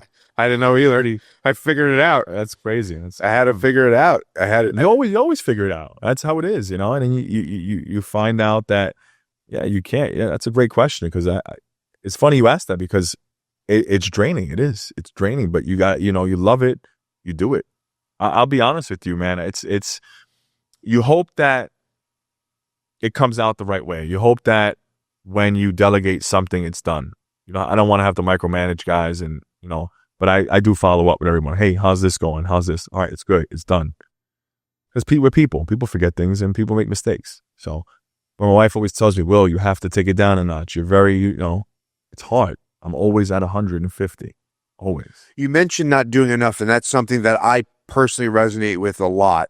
That if someone asks me and my mentor says to me, that's how I actually relax is by doing. Right. He says, like, that's you're not a person. I can't sit on the couch and watch TV. If I do, it's with my wife, and it's really just so that we can have some time. Right. But that's me. yeah, I can't just sit on the couch. And then I'm still sending emails, and she's annoyed. She's like, "You're on your phone." I try not to be, but I have this fantasy of me going in my basement, playing a PlayStation, and just enjoying that downtime. And I know, and I've spoken about this before, but I know the minute I sit down on that couch, I'm like, I have so much better shit and more important shit that I could be doing. But there is this sense of, when is enough enough? When can you say, okay, I've done enough, or it's okay for now and I'm still going to continue, but I need to dial it back. But I understand that idea, because if you ask me, like, I'm up at 4 a.m, going to jiu-jitsu, going to the gym, having your yogurt, have my yogurt, taking the kid, fruit. Yeah, taking the kids to school and going to the day job. Yeah, Fuel. that's I'm very popular. I see that. I watch. Taking the kids to school and then doing the. I mean, and drop the bag off, or do you tell her tough shit? Yeah, exactly. I did drop off the bag, and again, that was the lesson. I saw that was cool. I couldn't even select that one. I was like, I'm not even going to vote on this page. I'm not a parent, but I mean, I don't know. That's a tough one. It is, because you want to teach it. But I'm going to tell you something. I told her, so I was telling my wife about, I got the phone call and blah, blah, blah. And obviously my wife saw it. I told my daughter, and I showed her, and she's like, Dad, thank you. She's like, because, she's like, I will call you when I'm at that party. I will, it. So to me, that lesson of saying, I'm here, no matter what the fuck it is, I am here for you, supersedes any lesson that I'm going to teach her by saying, you forgot your lunch, eat this. That's my ego. That's me being like, I reflect on and go, I fucked up somewhere. Yeah, she forgot her lunchbox, right? But I fucked up somewhere. Like, I didn't double check. Right? I trust her. She's 10. She should be able to do this shit, but she's still a kid, And she was like so happy that I said, like, I'll be there for you. Came through for her. Yeah, it was good. I probably would have did the same thing. That was actually good. I don't realize that as a parent, you're thinking so much about so many other things. And it's like, even probably the way you drive, right? When they're in the car, it's probably, I got to make sure I drive a certain way. And right. You don't even think about it until you're a parent. Yeah. It's the ultimate window into yourself and the past version of yourself. So when you see your kids, do you see yourself in them? Yeah, I do. In moments, in overall energy, yes. In certain things that they do, you say, "Damn, I do that." Yeah. Does your wife say, "Shit"? Yeah, that's like you. And well, they both, I think we both see ourselves in them. It's an amazing opportunity to reflect, and you see this version of you that you've lost. You see this version of you that hasn't been tainted by the world yet, and it's this raw, real, radical experience. You want to protect it. You do, but you can't. It's tough. Oh, it's the hardest. Yeah. It's the hardest. I see it now in my daughter. Right? It's kind of heartbreaking in a way, right? You think about it. Yeah, I mean, it's definitely heartbreaking, but again, you know how cruel the world is. It's inevitable. There's nothing I can do that will prevent her from growing up. Nothing. And nor do I want to. Did it take you a long time to realize that, or did you just like, all right, this is what it is, right? It took me a long time to have the lens of that and see the beauty in it. I think more so than just accept it. Like, it's one thing to just accept and go, it is what it is. She's going to grow up. It's another thing to recognize that and now take on the responsibility of cultivating this human to now go out in the world and be the best fucking human being they could be in mind, body, and spirit, and really cultivate this individual and carve this individual into something that you're proud of, but ultimately they're proud of, right? And give them the tools and the experiences that allow them to have that.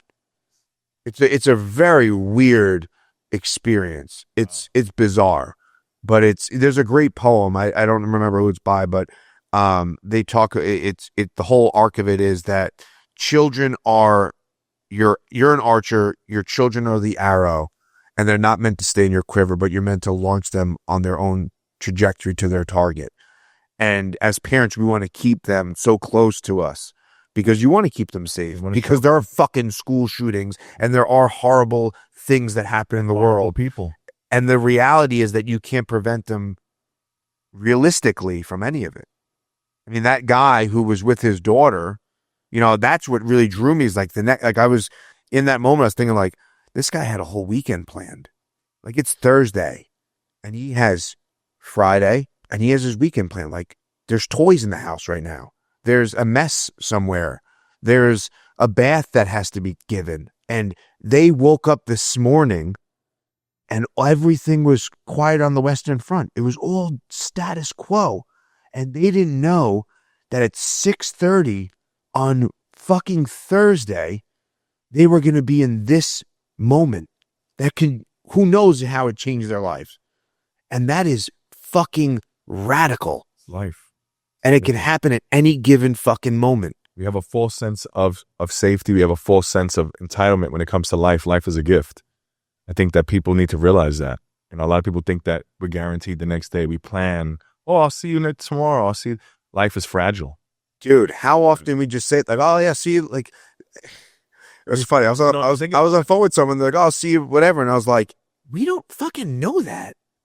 Right. You don't know that. We, you know, the old expression, man plans, God laughs, right? Yeah. I don't think God laughs. I've said this before, God aligns.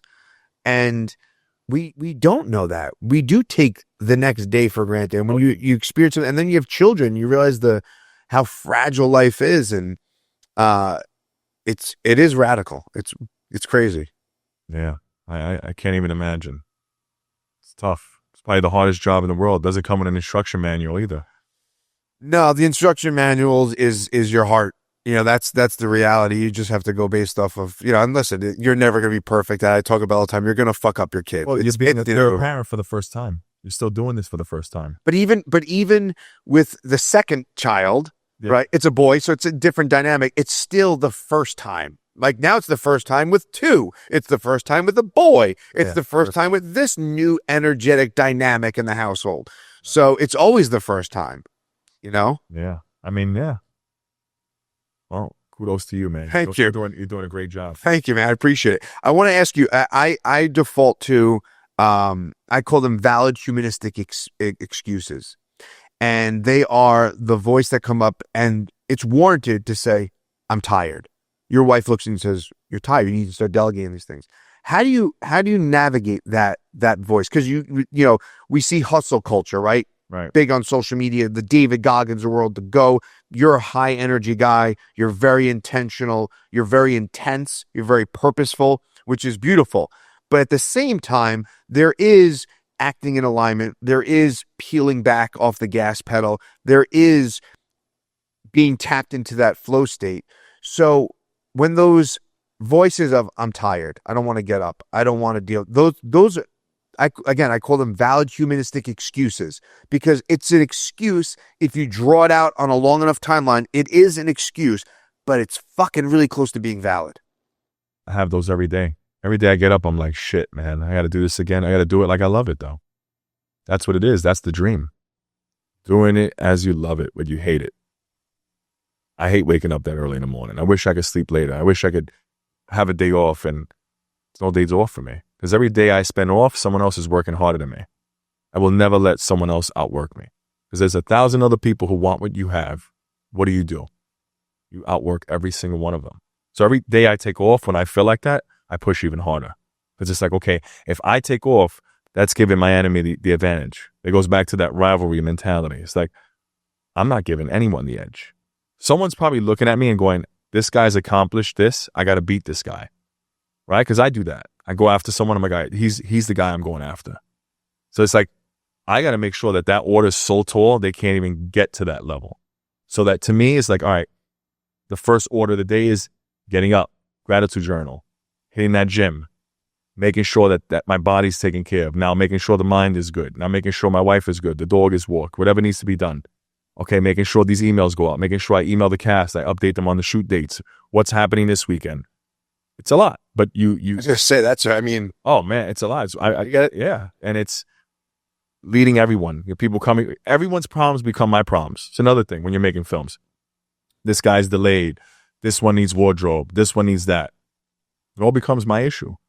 So that is another level of stress. But like delegating all this stuff, that's what you were talking about. Like, I have to learn to do that. I'm doing it now because I realize, listen, now I'm doing these news networks. Now I'm working on this film. Now I'm working on that. It's a lot. I'm being pulled everywhere. Now I have to be a husband. Now I have to go home and take care of responsibilities. I have to work, keep the lights on.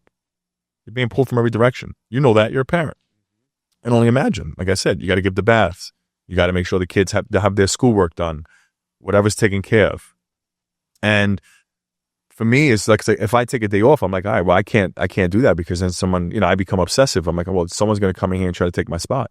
Can't have that.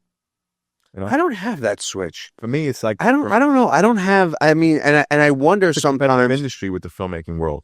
Film world is very competitive. It's very cutthroat. It's a little different than the podcasting world. Listen, I had guys come in and try to steal my actors, steal my locations, come in. Then next thing you know, they want to be a director. That's why I don't allow directors on my set. I tell people, you're an actor, director. Once I see director when they apply, gone. I don't want you near me. You know why? Because you're going to eventually try to take what I built. I don't allow it. People are like, now I understand. Well, had guys come in, act like they're going to help me, steal my cast, steal this person. Now I can't film with them. Now that puts a rut in my schedule. And it's all purposely done. It's very cutthroat. Very cutthroat. There are no friends. If I have friends, I'm lucky. I'm lucky to have cast members I can call friends and family. Most of them are acquaintances. I have cast members who've done fucked up things to me. They never work for my company again.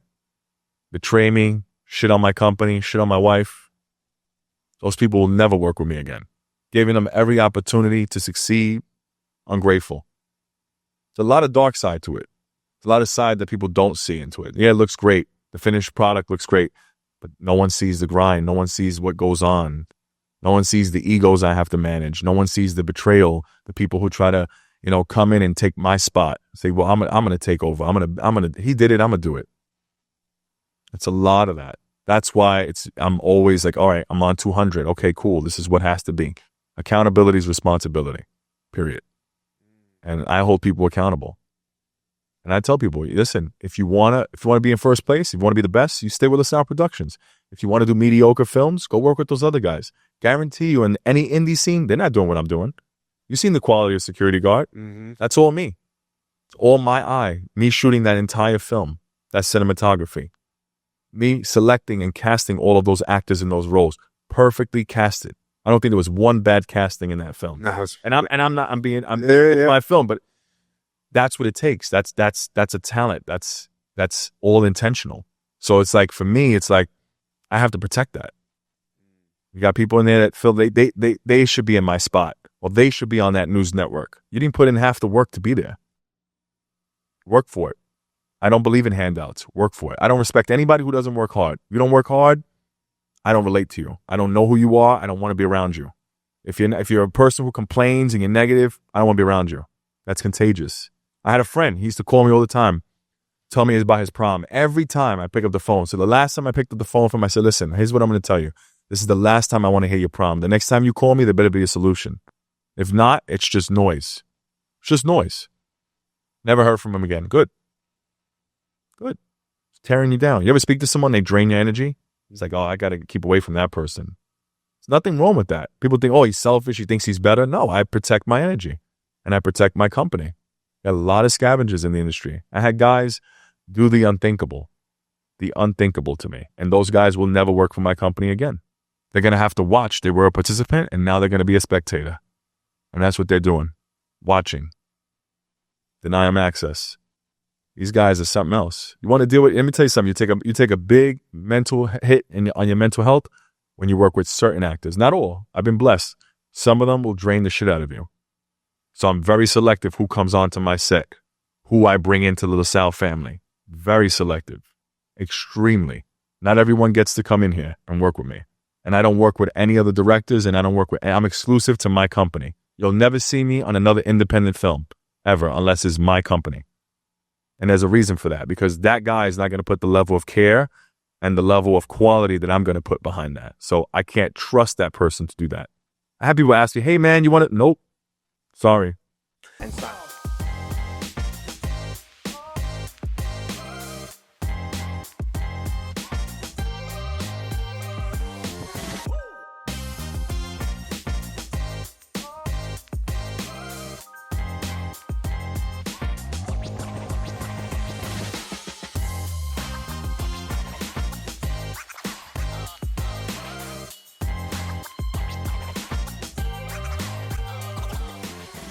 And that's hard because, I mean, maybe it's not for you, but you hear opportunity and you automatically like, okay, like, you know, yes. You want to say yes to everything because you think, again, I started saying no. You know what's funny? I used to say yes to a lot of these. Yeah. Now, even podcasts, people invite me on. I'm like, dude, I can't. I'm sorry, I can't. It doesn't align with my schedule, or I just don't see a reason for me to do it.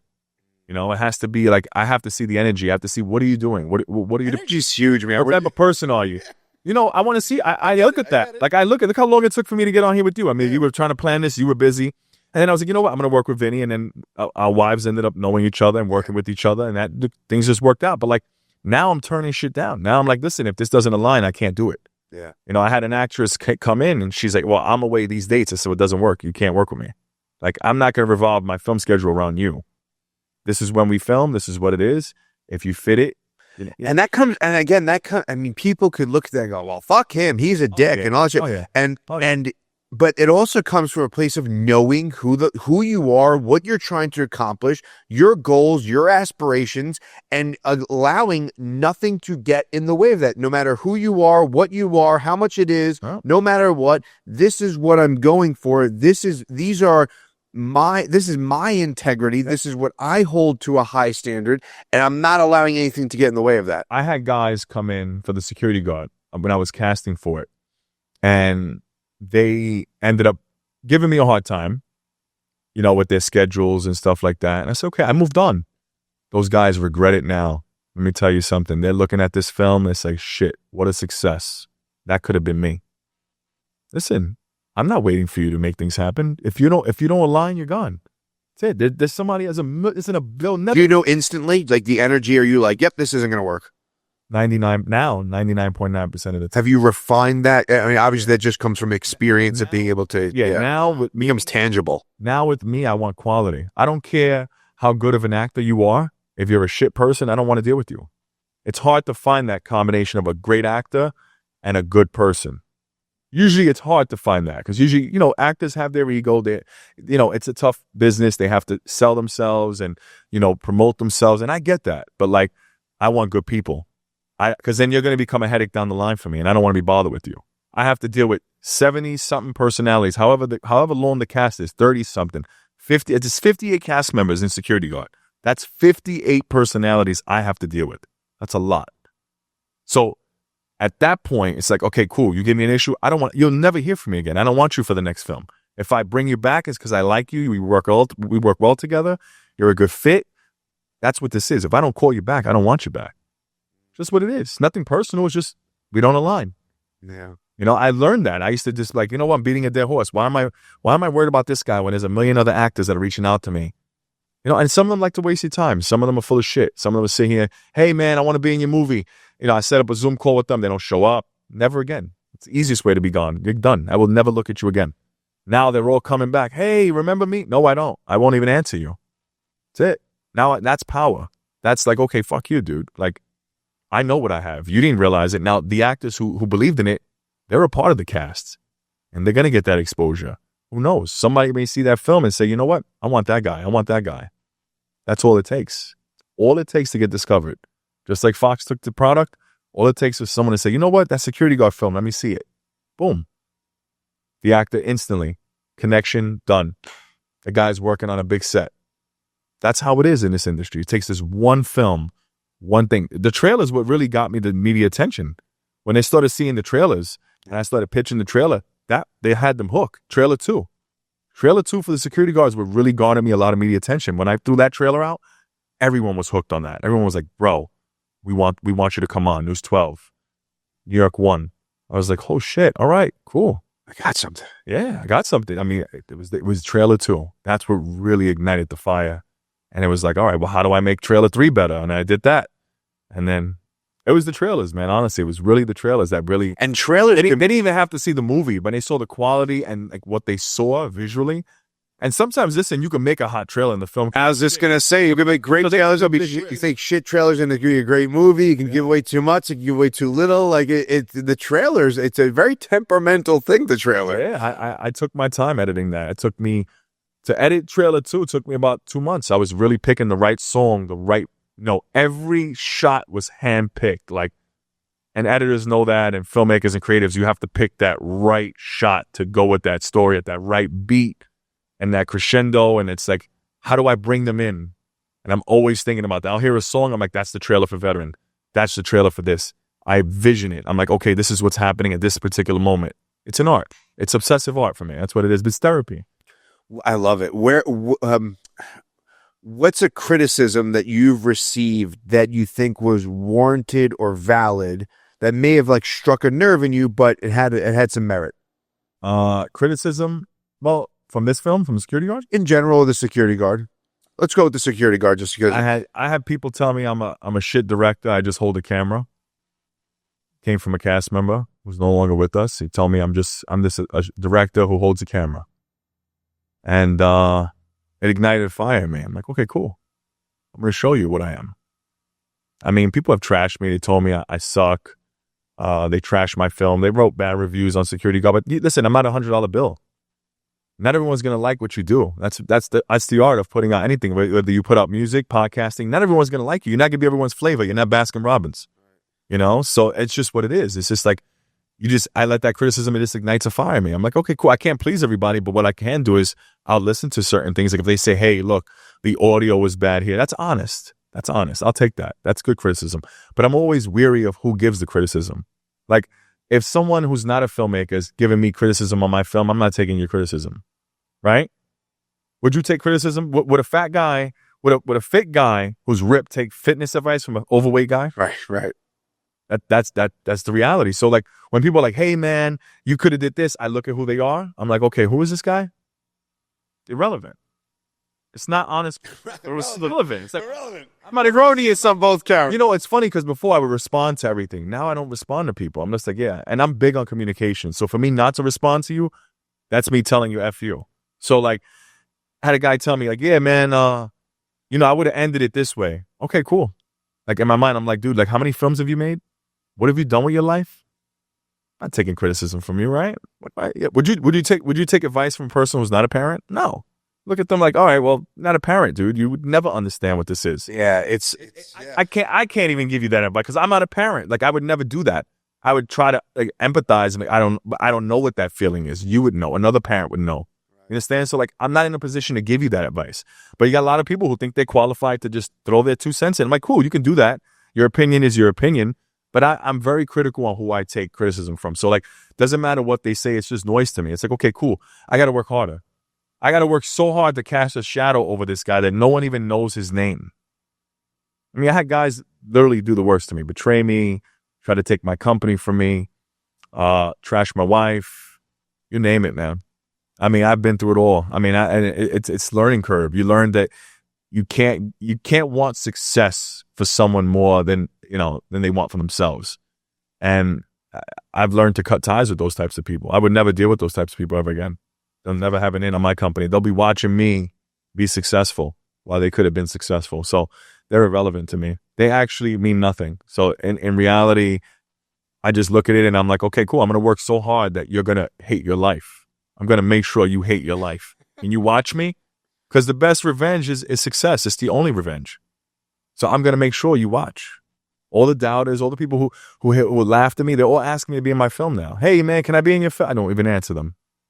Unfriend. See you later. You don't need to see what I'm doing. I deny them access. Deny them access. Yeah, we keep on saying the word energy, but it really is like it's just such a finite resource, right? Like it's so easy to just have it sucked out of you, especially when you're working the regular job and like you're just. Hey man, when you get a moment, let me pick your brain, right? But what I like, right. Let me ask you about marketing. Get the fuck out of here. It's not happening, dude. You're not taking my resources. I'm not giving you any of that. Call it gatekeeping. I call it safekeeping.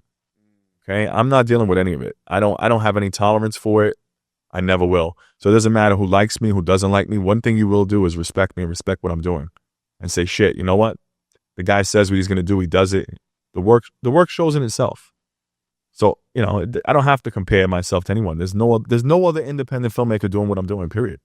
Would you rather have someone come to you straightforward and say, hey man, I want to be able to X, Y, and Z with you, which seems to be like they're asking for something, versus someone kind of go in a roundabout way of let me pick your brain?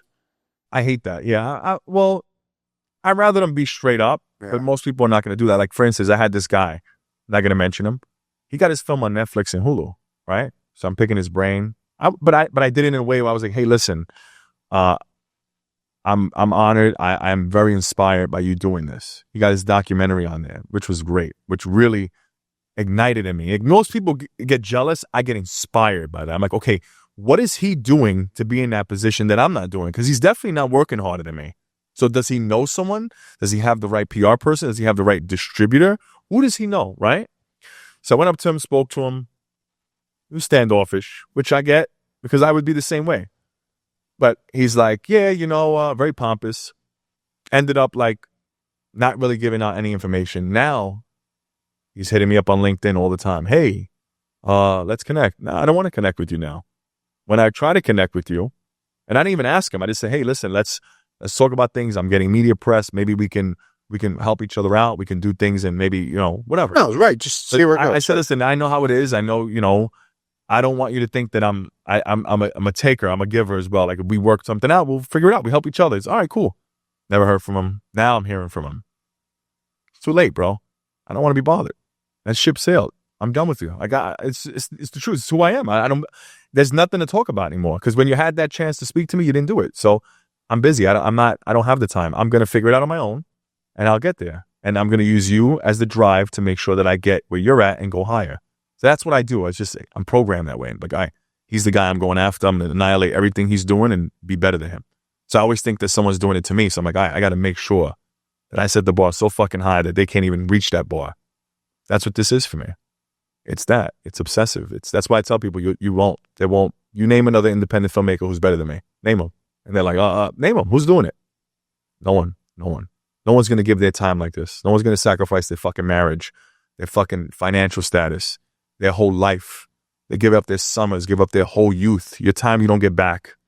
So they're not going to do it because they want instant gratification. They want to be an influencer. I hate influencers. They want to be all that nonsense. I don't want to. I have no tolerance for that. Even when people hit me up, oh, I'm a model. See you later. I want actors that put the work in. I don't want to deal with an influencer. I don't want to deal with a prima donna. I want the actors who want to act. The ones who are starving, eating a can of tuna in their fucking car in Los Angeles, starving for fucking opportunity, and sees me and says, you know what? I want to work with that guy. And that guy is awesome. People could learn a lot from me, Vinny, but you know what they choose to do? They choose to go against me. They choose to look at me and say, well, what can I get out of this guy? Or how can I screw him over and take what he has? Instead of saying, let me be smarter. Let me work with the guy. The guy's brilliant. The guy knows what he's doing. The guy is successful. The guy's literally made a company from nothing and made it into something. Let me work with this guy. Let me align with him. No, that's what this film industry is. It's takers. It's guys who are looking at you. And I can't tell you how many guys are like, hey, man, same thing I showed you on LinkedIn. Hey, man, 1 million DMs from directors. Hey, let's talk. No, we're not talking. We're not. Go work for it. You want the shortcut. I don't respect that. Go work for it. Show me what you've done. What can you do on your own? No one gave me a fucking handout. You think people came out and helped me? No. So I'm going to help my actors. That's who I owe it to. The actors who dedicate their time, who sacrifice their money, who come in and not paid monetarily to give me their summers. I'm going to put them in a position to win. The ones who appreciate what I'm doing. There's a lot of nonsense that goes on that people don't talk about in the film industry, and I will never bash anyone. I think a lot of nonsense goes on. A lot of garbage that goes on, man. In life. Yeah, I mean, you come across, and then now you dealing with egos. You put that in a vacuum with all of who can't work with who wants this, whose problem this is. I don't like this guy. Like kids, it's like managing children. It's like, dude, like, you fucking kidding me? Dude, I don't have kids, and I got to manage your fucking bullshit. Like, get your shit in order. Figure out your way to get to set, and that's it. It's not my problem. You can't get to set. Figure it out. Imagine if I told them I couldn't. Guys, I forgot the lens. I'm sorry, we can't film today. And they took a flight from LA. Are you kidding me? I can't understand it. Sometimes I'm like, how do you even exist? Like, how do you get through life? How do you navigate life if you can't follow one simple thing? All you have to do is show up, know your lines. I had a guy show up to my set, didn't know his lines. He was recommended by another guy. I'm not going to mention his name. Didn't know his fucking lines, Vinny. He has my actors who knew their lines. We're in 90-degree weather. My camera's overheating, right? And they're pissed off. Who they're pissed off at? Me. Because I have to take on everything. It's like, yeah, we know he doesn't know his lines, but you casted him, so it's your fault. Everything is my fault. When you run a business, everything's your fault. That's what it is. Couldn't believe it. Threw him off my set. I've never thrown an actor off my set. Never cursed an actor out. I felt ashamed. I actually apologized. They said, nope, warranted. The guy came. How do you come unprepared when these guys came prepared? Right? And they're pissed off. They're like, in every right. You come prepared to... How bad do you not know his lines? He was reading the fucking script on the off shot on the guy who's actually receiving. So we were on camera A. Like, let's say I'm on you, and he had to read his lines, and I had to shoot him. So I'd be reading it there. He's reading, yeah. He's standing here, like Marlon Brando used to fucking put the thing up like that. Didn't know any lines. Who inspires you? Like, what directors inspire you? What filmmakers inspire you? I love Christopher Nolan. I'm a big Nolan guy. I love Michael Mann. I love Scorsese. Tarantino. Yeah. I love Tarantino. But my favorite actor is Denzel Washington. I love Denzel. What's your favorite movie? Rocky IV. I have 3. Rocky IV, The Crow, 1994 with Brandon Lee, and Ridley Scott's Gladiator, the original Gladiator with Russell Crowe. Those are my 3 favorite movies. And then if I have to go fourth, is Batman 1989 with Michael Keaton. Love that. We get nuts. Let's get nuts. They're nuts. Those are my movies, man. Like, I know they're a weird choice, but those are my... No, I get it. I love the soundtrack for The Crow, Brandon Lee's last movie. I love it when he has the makeup and he's like, just paint your face in shadow smog. Love that. That's the first time they use CGI. The actor who stood in for Brandon Lee is the director of John Wick. That's the director of the John Wick series. Did you know that? I did not know that. Yeah. First time they ever used CGI was on Brandon Lee in 1994. Look it up. And Brandon Lee was killed in a flashback shot. Right. You know that by Fun Boy. Right. That the guy's name Michael something shot him in South Carolina. It called cut. He was still on the floor in a pool of blood. Yeah. Yeah, I remember that. It was crazy. It would have been. Brandon Lee was awesome. Love that movie. The rest of The Crow sucked. That was it. But Rocky. Yeah, I remember watching that. Yeah. Rocky IV, The Crow, 1994, Ridley Scott's Gladiator, the soundtrack for that. I'm a soundtrack guy, so like the soundtrack has to immerse me. And Batman 1989, Danny Elfman's soundtrack. I'm a big Batman guy, so me too. I really feel like I'm Batman in real life. So it's like, I get it. My favorite movie is Jurassic Park, but is it? It is. They just came out with another trailer for another one. I stopped watching after like the second one. It's after Lost World. To me, I love it. It's like I know it's not the best movie of all time. I get it. It's What's your second favorite movie and third? Second, I mean, I'm a Star Wars nerd. I never watched Star Wars. You know that? Empire Strikes Back. Big Jaws. You like Jaws? Like Jaws. Spielberg's Jaws? Predator is top 5 for me. I love Predator. Predator. Wow. I am big on Jaws because I remember they couldn't get the shark to work and they had to do like a lot of different things. Did you know the history of Jaws and all that stuff? What they did with the shark, how it didn't work and how they had to like put it on a plat? Oh, like the half of it and like, yeah. And then obviously the T-Rex in Jurassic Park too, right? Like that's all, there's no CGI there. In the first one? Yeah. That's a real fucking T-Rex that they built. Wow. I didn't know that. And they had to shut it down when it was raining, like because it stopped working. No shit. Like when they used the water. The first one was iconic. I remember that. Oh, the guy in the bathroom. Yeah, the lawyer. Yeah, I remember that. I love that movie. That is my favorite movie. Yeah, Jurassic Park is a classic. But did you see Gladiator 2? I didn't see Gladiator 2. Great. Is it? Great. Oh man, it was great. Gladiator. It lived up to the hype. Really? Usually that's hard. Usually the sequels suck. It was good. It was really good. Yeah, really good. When you watch it, you'll see. I mean, there was only one gripe I had, but that was a small gripe. Yeah, you have to. I'm sure watching a movie with your lens is probably I pause the frame. I stop it. I look at the cinematography. I'm like, okay, that's like me listening to podcasts. I'm just like, all right, wait a minute, hold on. Yeah, right. Or watching podcasts. I get so annoyed. I mean, look at the shot. Look, he wasn't talking in that one. That was the dub. He did the editing. That wasn't him saying that. And then she's like, Will, what's a fucking movie, dude? Movie, bro. My wife is my biggest critic, though, but she's also my best friend. Yeah. You know, she's honest, and I love her, man. Let me tell you, she's the best thing that ever happened to me. Yeah. You know, and I'll tell you that. Like, she's hard on me, but she means... Yeah, but with a reason, right? Like, she wants me to, you know, she just wants... She gets mad at me because she's like, listen, you put a lot of actors in position to have opportunities, and then most of them end up shitting on you. I said, it's okay. It's part of the process. I can't control what they do. I can control what I do. So if they do that, that's a reflection of who they are, not me. Yeah. So, 100%. she just gets mad because she's like, you invest a lot. Defensive. Yeah, because I invest. She sees the time. Like the actors, they do their role, they move on to the next set, then they're on to the next, and she sees that I'm stuck editing, and the house becomes an office, and she's a prisoner. So she's like, dude, like you're editing for 8 months every day from 3 to 6 at night, or 3 to 7 every day for 8 months. There's no life. So you know what I'm saying? So like, she's like, it's fucking ridiculous. I don't know how she does it, and she's like, that's ridiculous. She leaves the house because she's like, yo, you're just, I'm immersed in that. So when she sees that, she sees the work that I put in and how much time that takes away from her, and to see an actor or an actor is just shit on me or do something fucked up, it pisses her off, and she should be pissed off, because it's like, who were you before Will La Salle? Right. So She's defensive.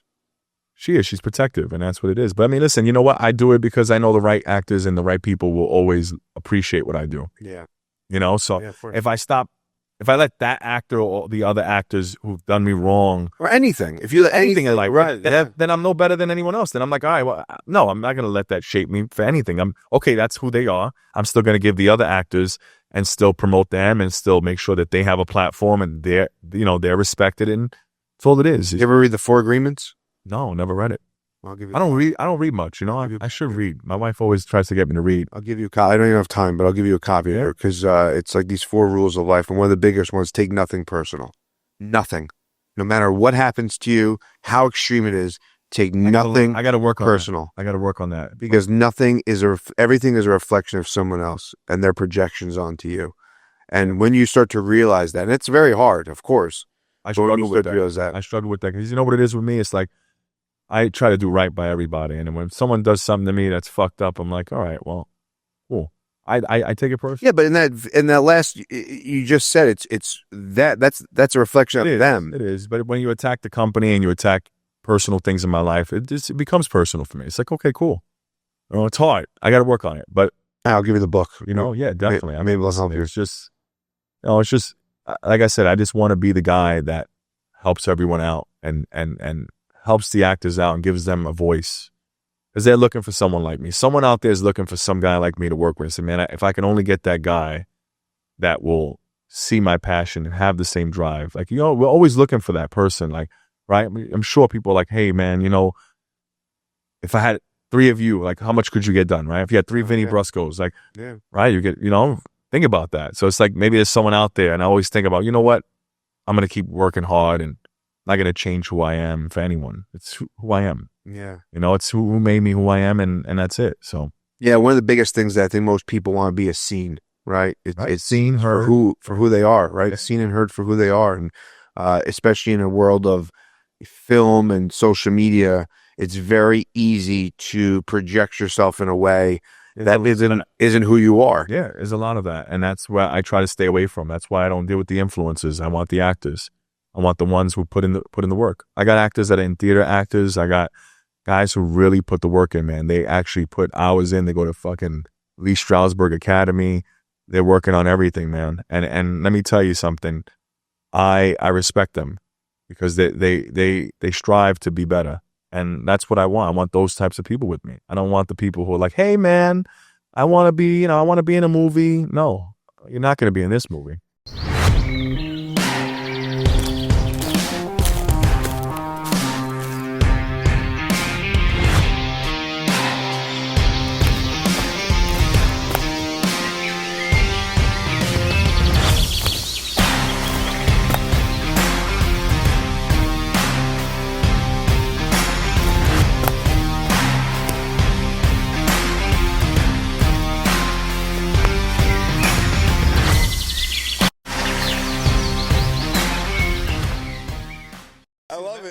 The messages are ridiculous. It's like I don't want to deal with that. My daughter said, "Can you tell him I want to be in a movie?" It's different. That's just like, yes, I will. I'm talking about grown people. Your intentions, I know, are not of malice. I'm talking about people who literally just like, hey, maybe we can collab. No, we're not collabing. We're not doing any of that. That word does not work for me.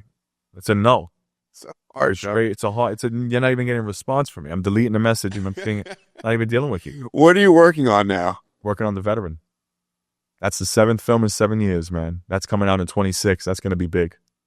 That's going to be bigger than Security Guard, believe it or not. I know it's a tall order, Big. We got Yanko Valentin Perez, who's playing the co-lead with Lancelot E. Theobald Jr., who's a plane crash survivor. He survived Pilgrim Airlines 458. Whoa. Yes, he did. Crashed. Yep. And he's amazing guy. Both of them. And I'm happy to be working with them, man. They're giving 200% for this film. The film is amazing. The production value on it, when you see it, 30 times, 40 times better than Security Guard. I mean, the villain in the film is society. That's the villain. It's not an actual person. It's a mirror. There used to be an old exhibit in the Bronx Zoo. It was called the world's most dangerous animal, and it was a reflection of the human being. It's a mirror. So that's what we're doing with this one. I'm going to make people hate society, or maybe question it. Because why not? We're our own biggest enemy at sometimes, right? Where we treat people. But the reason I'm making the film is because we walk by homeless people every day. They're invisible to society. All right, we see them. It's like, okay, cool. We don't know their story, but we're going to tell his story. He's a war vet. He's a U.S. Marine. He gets addicted to Oxy. The military prescribes it to him after he gets hurt in the war. And he loses everything. He loses his wife. His wife's on life support. He has to give his final goodbyes. He lost his son, and it's hard to watch. Yeah. It's going to be harder than Security Guard to deal with. I'll tell you that. So you will be feeling it. I know you said when you have kids, this is hard. Yeah. Very hard. You saw the trailer, you saw the first look. Yeah. It's going to be deep. It's going to dive into the opioid crisis. It's going to dive into the issues in the VA that the veterans have to this day. We're going to tell their story. Every branch. The beginning of the film, we're going to have each branch member, like we did with Security Guard, how I narrated it. It's going to be a narrative film. And it's a very different film than I've done. So I'm excited for that one. I don't know if it's going to be as long as Security Guard, but it'll probably be like an hour 40. But that's going to be huge. You're going to see what the Marine Corps is all about. You're going to see the effects of opioids and how people get addicted to these things. And I think it's important. It's personal to me because my father was on, certain things, and a lot of what you're going to see in the film is my life. I always pour a part of me into these characters or a part of my life in every film, especially in Security Guard. But moving forward, the character Max Cade, his wife wants children. He doesn't. He wants success more than children. He thinks that's his happiness. A lot of that is me. A lot of it is me. It's very personal to me. This film is even more personal than Security Guard because it's really deep for me. So when you see that, I think when my wife sees that, it's going to be hard for her to watch. How do you manage that? I don't know. I pour my emotion into the film. That's my way I express myself. That's my outlet. That's my voice. That's the way I express myself. So that's the only way I know how to do that, without doing it. If that makes sense. Yeah, of course. But, when I had her read the script and she couldn't read it anymore. I said, you know who this is, right? And she goes, it's you. But yeah. I think for me, listen, I have nothing against children. I love kids, but I always felt like with Max Cade, this character, he really, success is everything to him. He learns a valuable lesson at the end. There is a great lesson to be learned. But it's a powerful story, really powerful, because the guy's rich. He doesn't have to help this veteran. And it's deep, very deep. His wife fights with him about things, and my life. She read it and she's like, that's me. I said, I don't know. It's weird, but I'm excited for it. The world was just put on notice with Security Guard. With the veteran, we're going to show the world that we were very serious about this. Film number 7. And let me tell you, it's going to rock the world to its core. When you see this movie, when you see the next trailer, you can forget about it. I mean, we have funeral scenes, hard to watch, caskets, people in the deep. Think bigger and deeper. It's going to be that. It looks like I have a $300 million production budget. Honestly, we just filmed a Met Gala scene. Insane. I'll show you the pictures off camera. All right. But incredible, man. I mean, you got to come to the premiere. I'll invite you. I had the other podcast guys come. Definitely come with your wife. I don't know if you want to bring the kids, but probably keep them home. Probably keep them home. But yeah, we do it every year in March, and this year we're trying to do something even bigger. I'm working on other bigger networks to get Security Guard on. But once we're done with Security Guard's press run, which will be about maybe 2 or 3 more appearances, Can't say where we're going to go, but we're going to be going across the world. And then we're going to dive into the veteran. And let me tell you something. All the war vets, every branch of military, they're going to feel this film. Because all their struggles, I talked to veterans before I began writing the film of all their struggles with the VA. And I don't care if the VA hates me. I don't give a shit. It's their story to tell, and I'm going to tell it. And the next film we're going to dive into after that in 2027 is called Lucy. And it's about autism. Never before been done. Parents blame themselves. Real life struggles of what they think with the foods, how the food industry is messed up. And Lucille her name is Lucille, but she's on the spectrum. And she had, there's different levels of autism. So any parent who has an autistic child or even on the spectrum, it's going to be hard for them to watch that because, but I think it's important for me to tell these grounded stories. I'm the independent filmmaker to do that. There's no other independent filmmaker doing this, touching on these social issues that matter. We're making passion projects, but I think I was the guy who had to make the security guard, make the veteran, make Lucy. Those are important issues to people now. So when you can do that, you resonate with a different audience, So I just feel like that's my niche. The more grounded, the more real it is. I think that the more people will feel that. And I'm hoping to change a lot of the different ways people look at autism and all these different things to shed light on them, to give them a voice.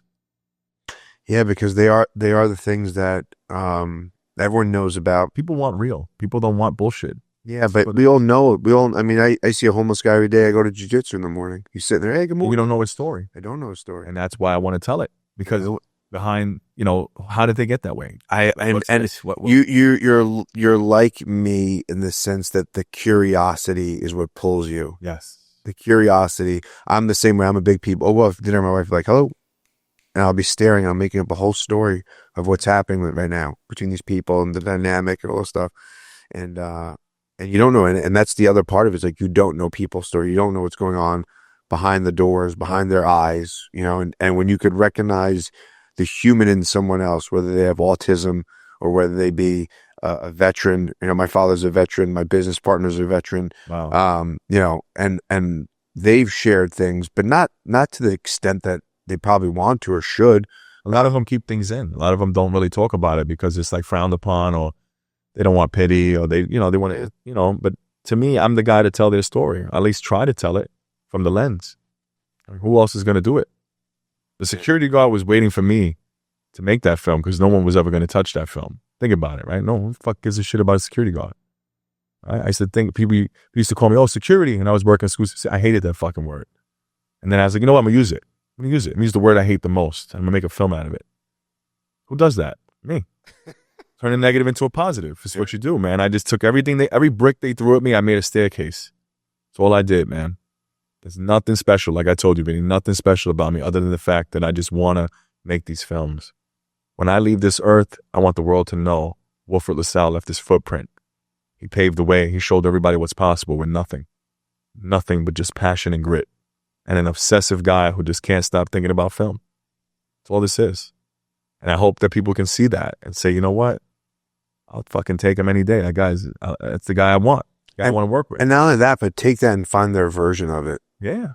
Take that and find somebody would say we're all born with talent. Yeah. It's up to us to discover that. A lot of people die and they I don't want to be that guy. I don't ever want to be on my deathbed saying, man, shit, I would have just went. Because they're going to forget about you. Once you're gone, your wife will move on. Yeah. Your kids, you ever read they'll miss you for a little bit.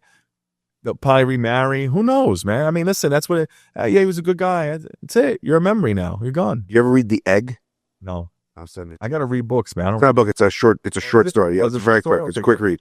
I read quotes. It's funny. I listen to a lot of Motiversity. You need to listen to Motiversity? No. It's very good. YouTube. Just type in Motiversity. A lot of sermons, a lot of different talks that they have, like with different music. Very good. Okay. I listen to that. I got to read. My wife was like, you don't read any books. I'm like, I know. But she's a reader. But, yeah, I mean, for me, it's, hopefully people can look at me and say, man, you know what? He's all right. Oh, he's out of his fucking mind, which I am, but it's okay. Yeah, we're all right to be a little lost. Again, way, right? Being a parent, you realize that that's the journey, right? Like you start off whole. You You know who you are. Mm-hmm. You don't have, the world does not tell you who you are. My son, who's 5 or 6 now, is not told by the world who he is. He just exists. Right. My daughter, who's 10, just exists, but now she's starting to exist based off of the world's terms. And you lose yourself. You have to lose yourself. And then if you're blessed enough to get that tap on the shoulder from, you want to call it whatever you want, I call it God now, you get that tap on the shoulder and you get that answer and you start pursuing and tugging on that thread that pulls you forward. It's it's the alchemist, right? You're going back to rediscovering who and what you are. And to your earlier point, who you needed, right? Who we all need. And you really just need that previous version of yourself. Yeah. I looked at myself. I was very alone. I was like, okay, I need to create this person. I need my hero. Who's my hero? I have to create that person. That hero is me. No one's coming to save me. So you know what? At least I can save me and then maybe help people out because I didn't have that person. So maybe I can be what my dad should have been to me, to other people. You know, I think that's what it is for me. It's like, I love to help people. My wife always says you help people, but they have to help themselves. And I'm like, I know, but at least I can try, right? I think there's always they always say that there's a man who's crazy enough to change the world. He'll actually change the world. And I believe I'm the man to change the world. Or at least try. You know, that's all I can do. Maybe I can say something that inspires someone. They say, you know what, that guy really has passion, or, you know, he's succeeded in this. Maybe I can succeed. That's all it takes, man. I mean, I want people to succeed in themselves. I want them to believe in themselves, because if you don't believe in you, who will? Like, people tell me, well, you're so full of yourself. And I tell them, well, who else am I supposed to be full of? You? Right? Who am I supposed to be full of? And they looked at me like, yeah. What you see is what you get. This is not a facade. This is not, oh, I pretend this way. No. I mean, when I go on air and I'm on news segments, I turn into Wilfred La Salle. Right now, this is Will.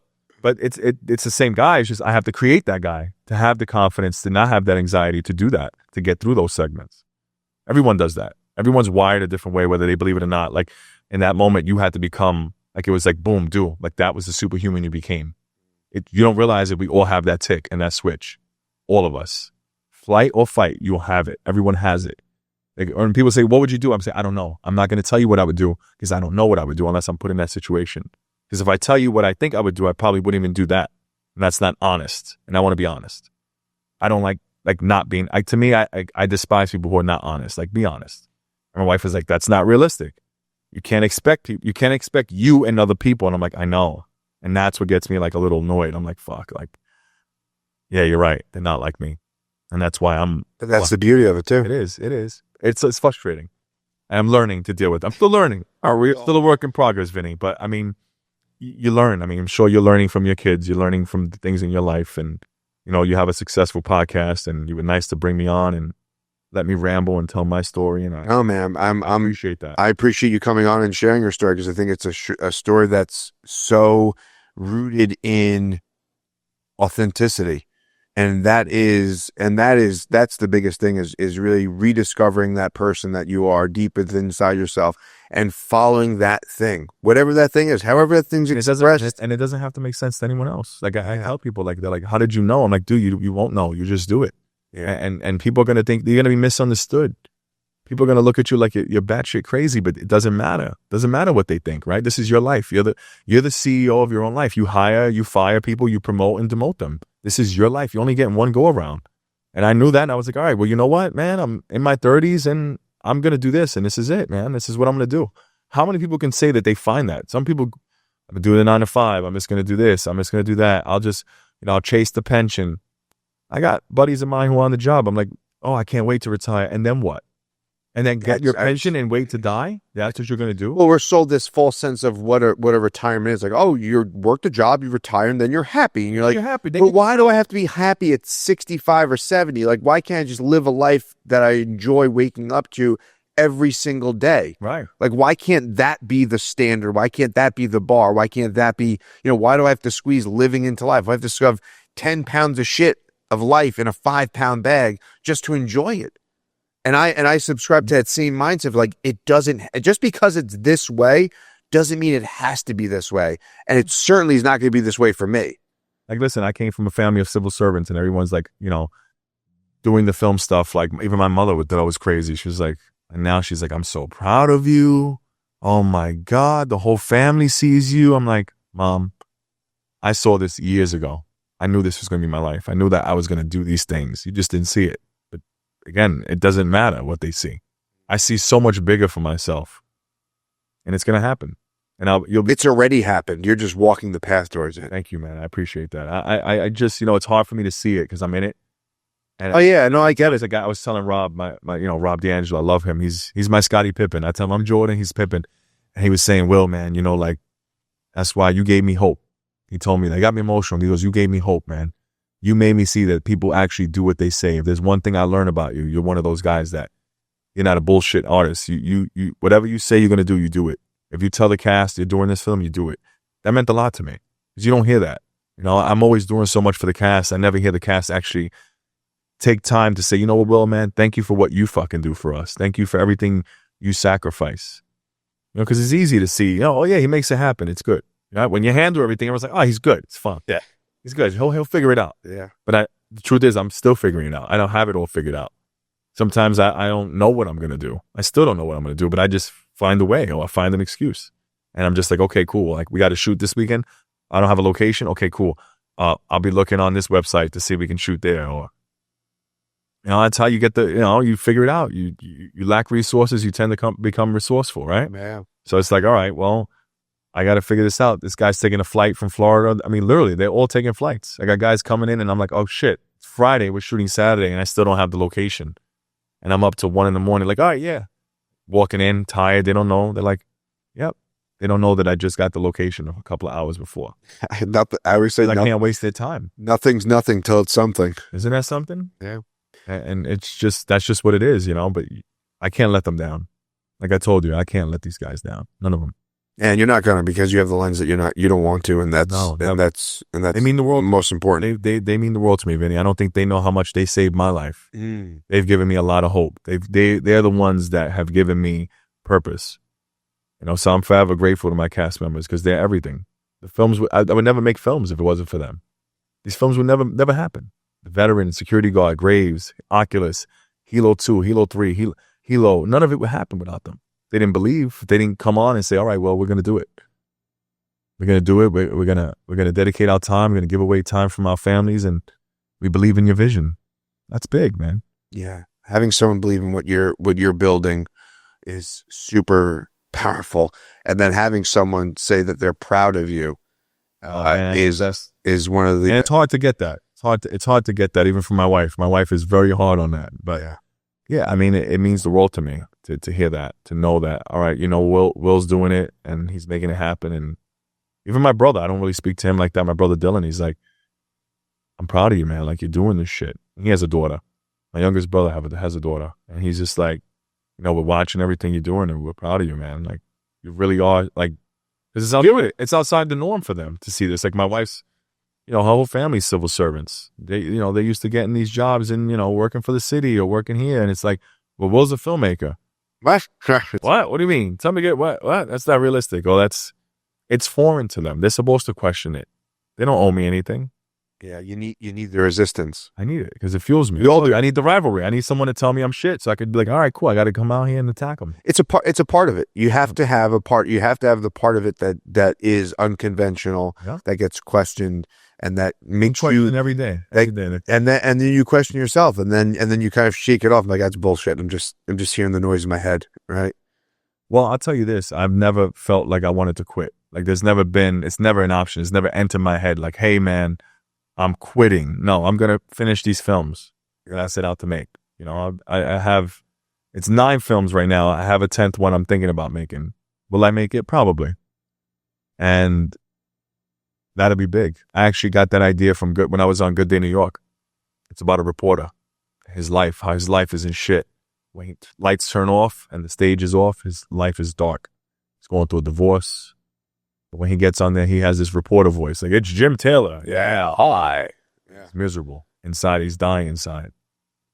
I saw that on an anchor. I can't mention his name, but he inspired me. He doesn't even realize that idea came from Rosanna Scotto on Good Day New York. The day I was on there, I watched him. I said, whoa, shit. I saw him go off air and I saw him change. I said, that's the film I got to make, The Reporter. That's it. Wow. I told Rob D'Angelo. I haven't told anybody this. This is now being publicly. Now I'm telling you. You just take it off. Like, No, you can leave it. And then I said, Rob, I told him on air. I said, Rob, I got to make this film. He goes, what? He goes, we're going on air. And they're like, 5 minutes. As they're calling it, I'm like, I got to make a film called The Reporter. He's like, what? He's like, what do you mean? I said, I know I said I'm going to do 9 films. I might do 10. And he's like, then make it. You need to tell it then. I mean, I could see it in you, how it like the muse just goes, yeah, I get it. I totally. You know what I envisioned when I saw that? I saw remember the Joker when the spotlight's on him, Arthur Fleck.